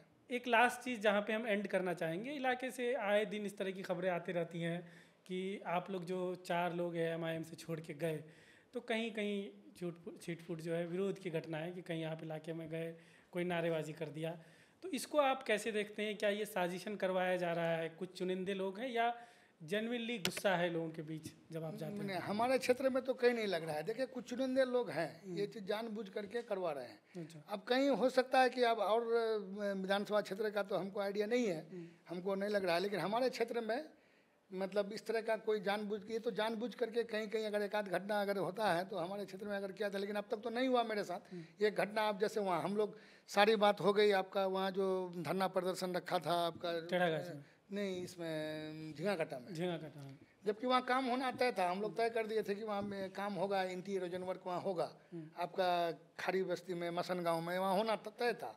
पदाधिकारियों से बात भी हो गई थी, DM साहब से भी बात हो गई थी, वहाँ होना था। फिर भी ये लोग झूठ का एक तो नहीं होता है, विपक्ष के कहने पर या हमारे जो विरोधी हैं कुछ लोगों लड़कों को मैनेज कर करके आप धरना प्रदर्शन करवा रहे हैं। हम लोग गए वहाँ, सारी बात हो गई, हम अपना बात भी रख दिए, क्या बात है, पदाधिकारी से भी बात वहाँ हो गई। पदाधिकारी भी बोला कि कल से वहाँ सामान वामान गिरा दिए हैं, काम चालू होगा कल से। फिर भी इन लोगों का कहना ये है, तो हम लोग जब बैठे गाड़ी में तो पीछे से आप झुट्टो का MIM जिंदाबाद। अब हम लोग तो देखे नहीं, गाड़ी में बैठे निकल गया, पीछे हल्ला किया, उसी को रिकॉर्ड कर करके चला देता है। अभी अब हम लोग देख रहे हैं यहाँ, देख रहे हैं कि चारों विधायक के लिए सरपंच, कोई सरपंच वोट मांगने के लिए गया है, कुर्सी तोड़ रहा है, जबकि वो घटना हम लोग के इलाके से संबंधित नहीं है। या होगा तो हमारे यहाँ टाइम्स भारत में जो चला है, हाँ उसमें भी चला, देखते हैं इंडिया न्यूज इसमें भी चला है, मतलब इंडिया न्यूज चैनल जो है टाइम्स नाउ भारत करके, नहीं उनका रजत शर्मा जी के इसमें भी देखे हम, तो उसमें भी चला है। तो हम देख रहे हैं कि भाई इस तरह का घटना, तो ये तो कई दिन पहले हम लोग देखे थे, कोई बैठक था कहीं, पंचायती हो रही थी, वहाँ आपस में तो मैं करके कुर्सी तोड़ा वो लोग। अब उसी को उसी में जोड़ दिया, इसको फैक्ट चेक नहीं करके ये लोग इस तरह अगर कोई नेशनल चैनल में चलाता है तो ये तो बहुत गलत बात है। उसका MIM के विरोध, MIM का विरोध का वो वीडियो है ही नहीं, वो वीडियो कहीं पंचायती हो रही है, एक पक्ष दूसरे पक्ष में शायद कोई बात नहीं बनी, तो उसी में कुर्सी तोड़ा तोड़ी हो गया। एक दिन एक ऐसा मेरे डोहर में भी हुआ है, मतलब पंचायती में बैठा था, कुछ लोग मुखिया लोग, समिति लोग, ये सब कुछ बैठा था, बात नहीं बनी, वहाँ भी कुर्सी तोड़ा तोड़ी हो गया था। अब उसको वीडियो बना करके आप कहिएगा कि MIM के विरोध में या MIM के लोग, तो वहाँ हम लोग को क्या बता रहा है कि वो तो बता रहा है कि सरपंच कहीं वोट मांगने के लिए गया था, अच्छा, हम लोग के फेवर में या ऐसा कुछ बोल रहा है वो, लेकिन उसका बात भी सटीक नहीं बैठ रहा है।